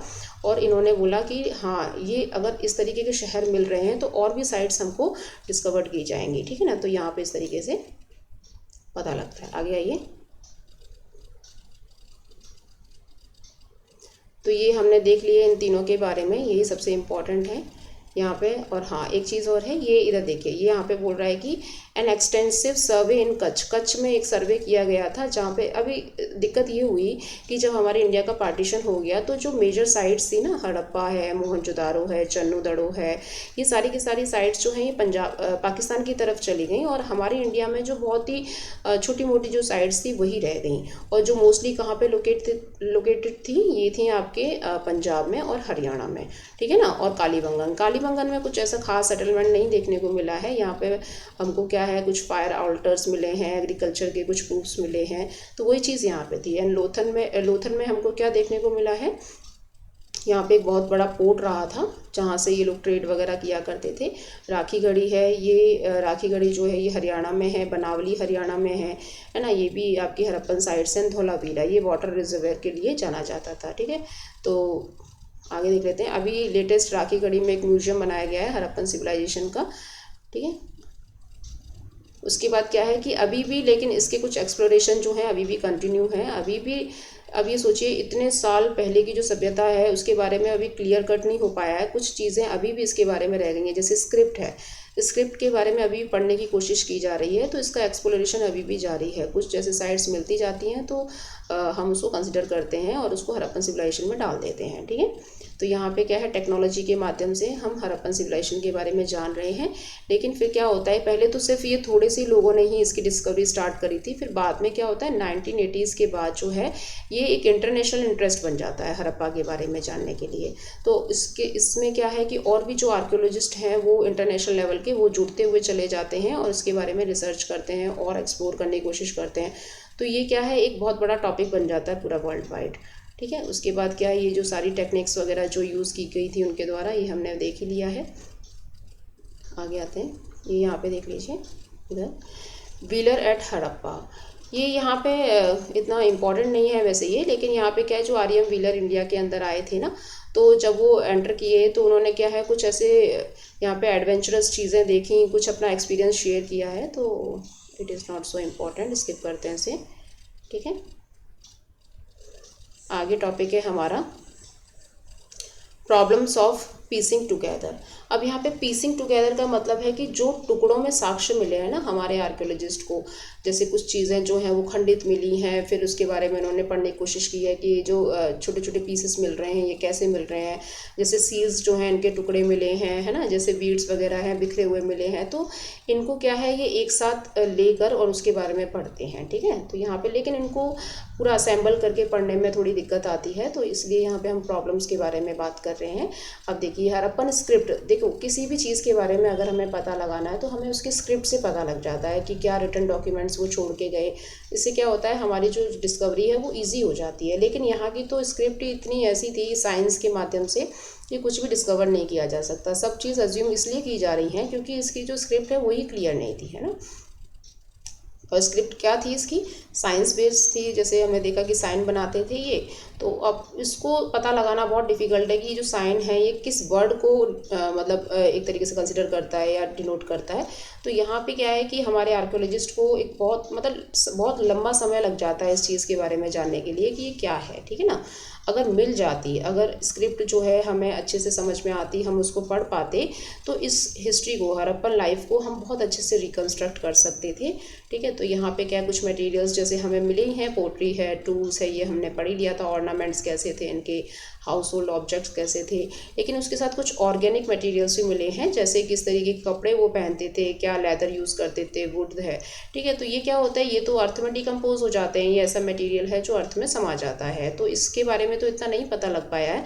लेकिन कुछ ऐसे आर्टिफैक्ट्स थे जो मतलब बिल्कुल सुरक्षित थे, इतने सालों तक दबे रहने के बाद भी बिल्कुल अच्छी तरीके से निकले थे। तो उसके द्वारा मेटल्स हैं, है ना, स्टोन्स है, बर्न्ट क्ले है, तो उसके द्वारा हमारे जो आर्कियोलॉजिस्ट हैं उन्होंने स्टडी की और उसके बारे में पता लगाया हड़प्पन सिविलाइजेशन के बारे में, ठीक है।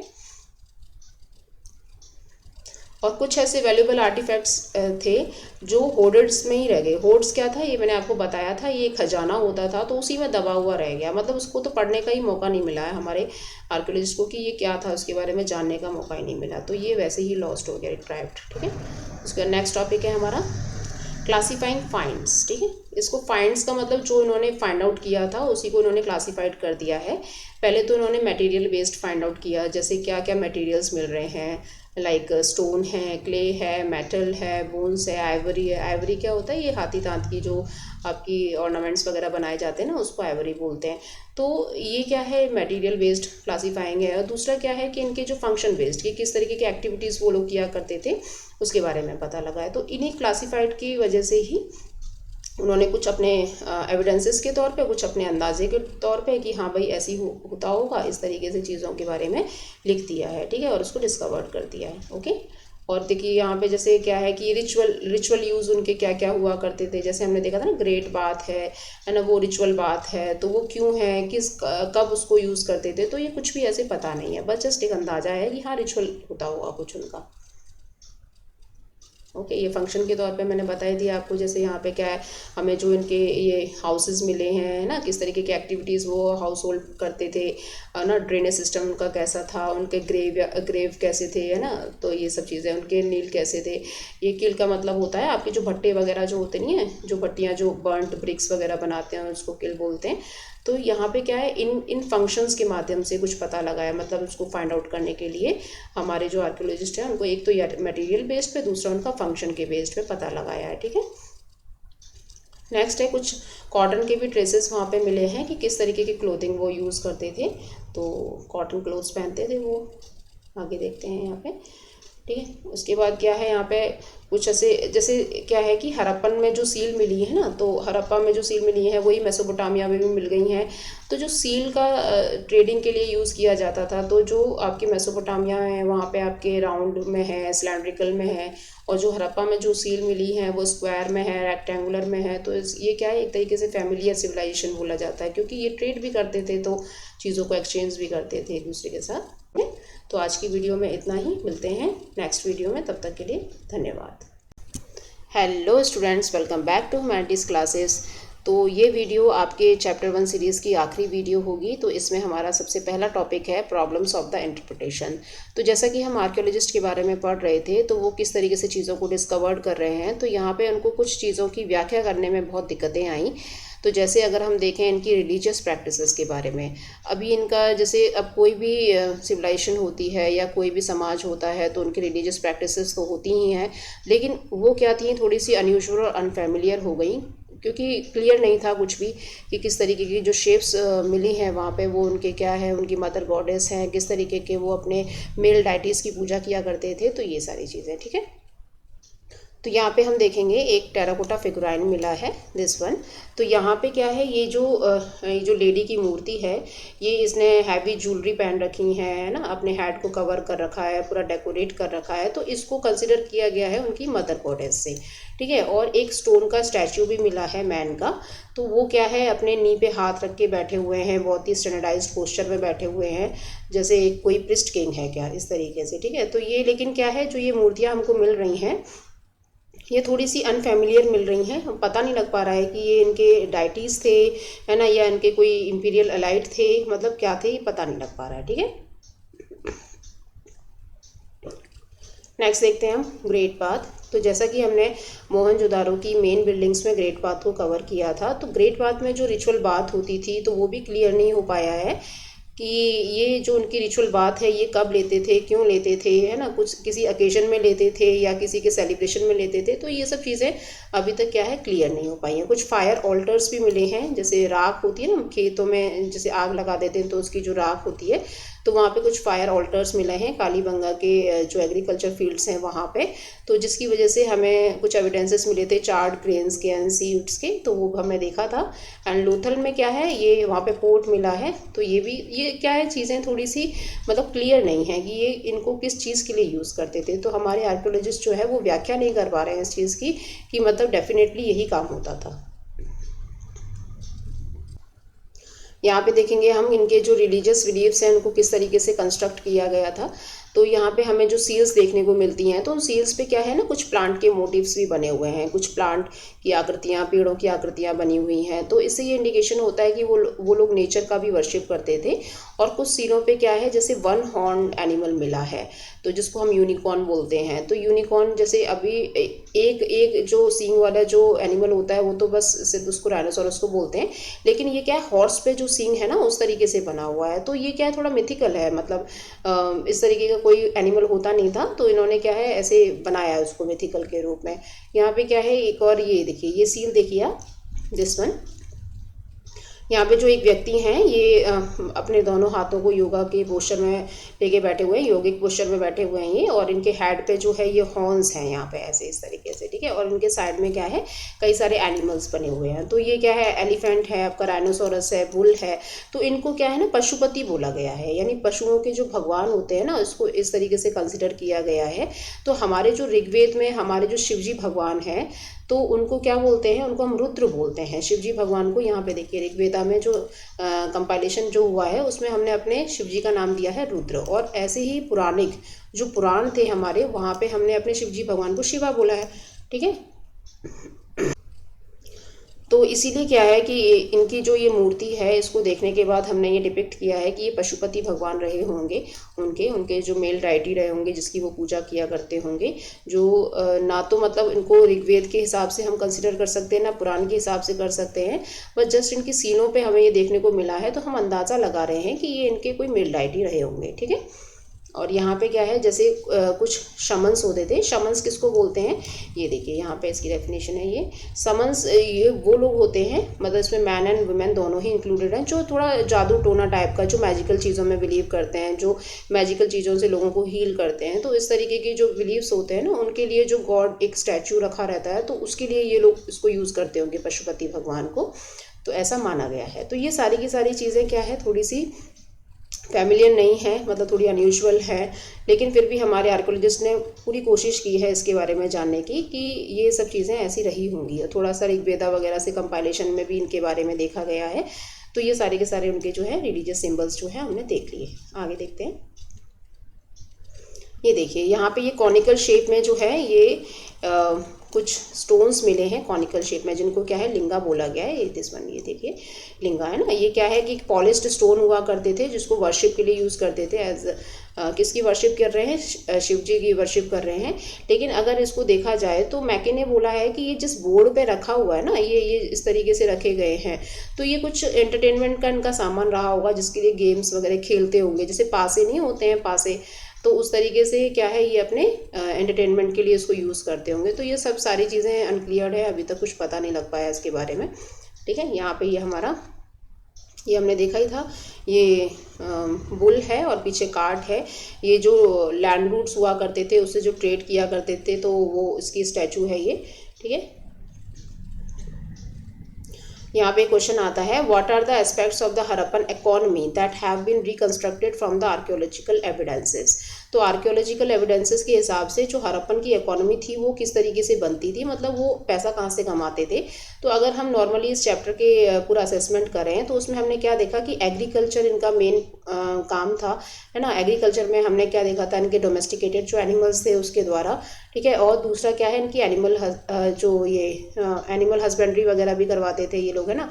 और एग्रीकल्चर में क्या है, ये बुलक कार्ड वगैरह जो दे रखा है ये दिस वन, ठीक है। तो ये जो टेराकोटा की जो कार्ट मिली है ना, ये आपकी बनावली में देखने को मिलती है। ये बनावली जो है ये हरियाणा में पड़ता है।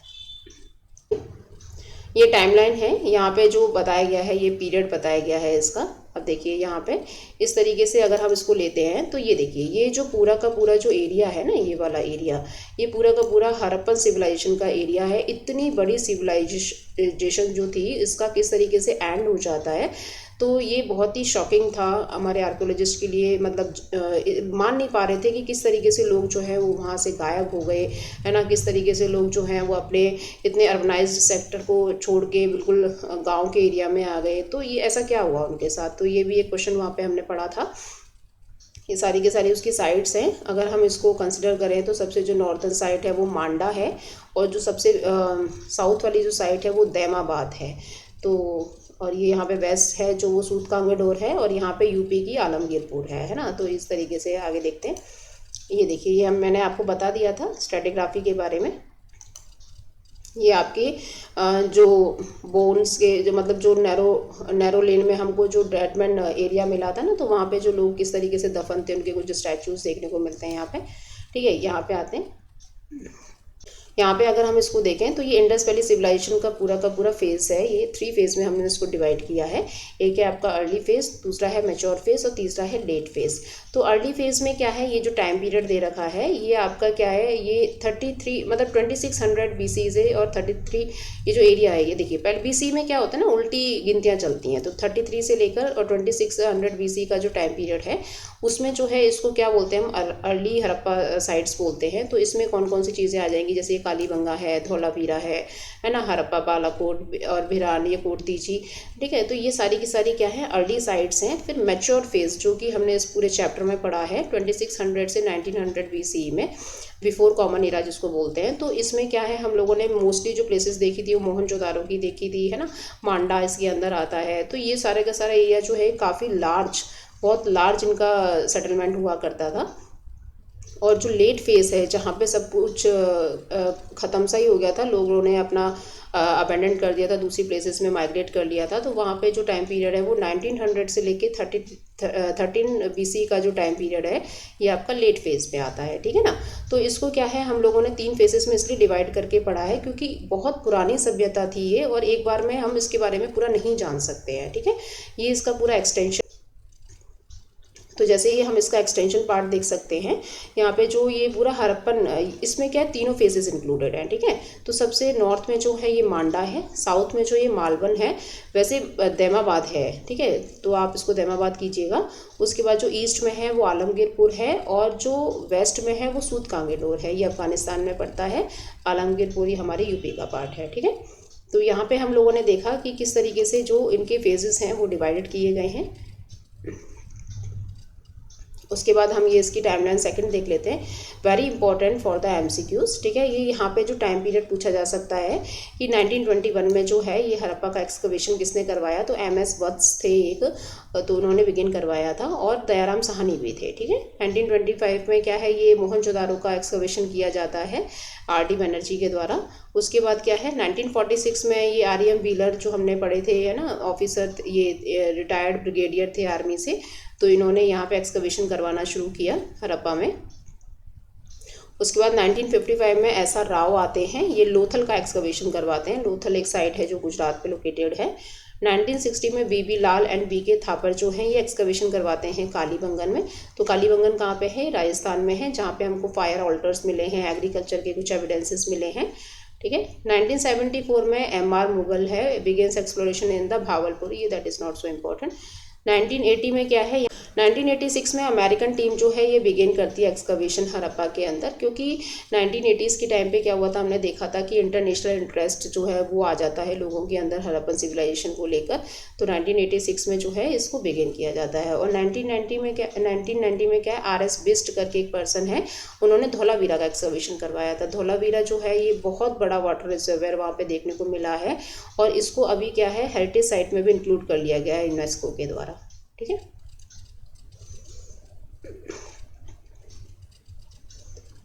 अगर हम इसको देखें, ये जो पिक्चर है आपकी, यहाँ पे देखिए ये बरियल्स की पिक्चर है। ये यहाँ पे ह्यूमन एक दफन है यहाँ पे, ठीक है। इनकी आकृति से देख के लग सकता है कि इनकी बहुत हाइट हुआ करती होगी।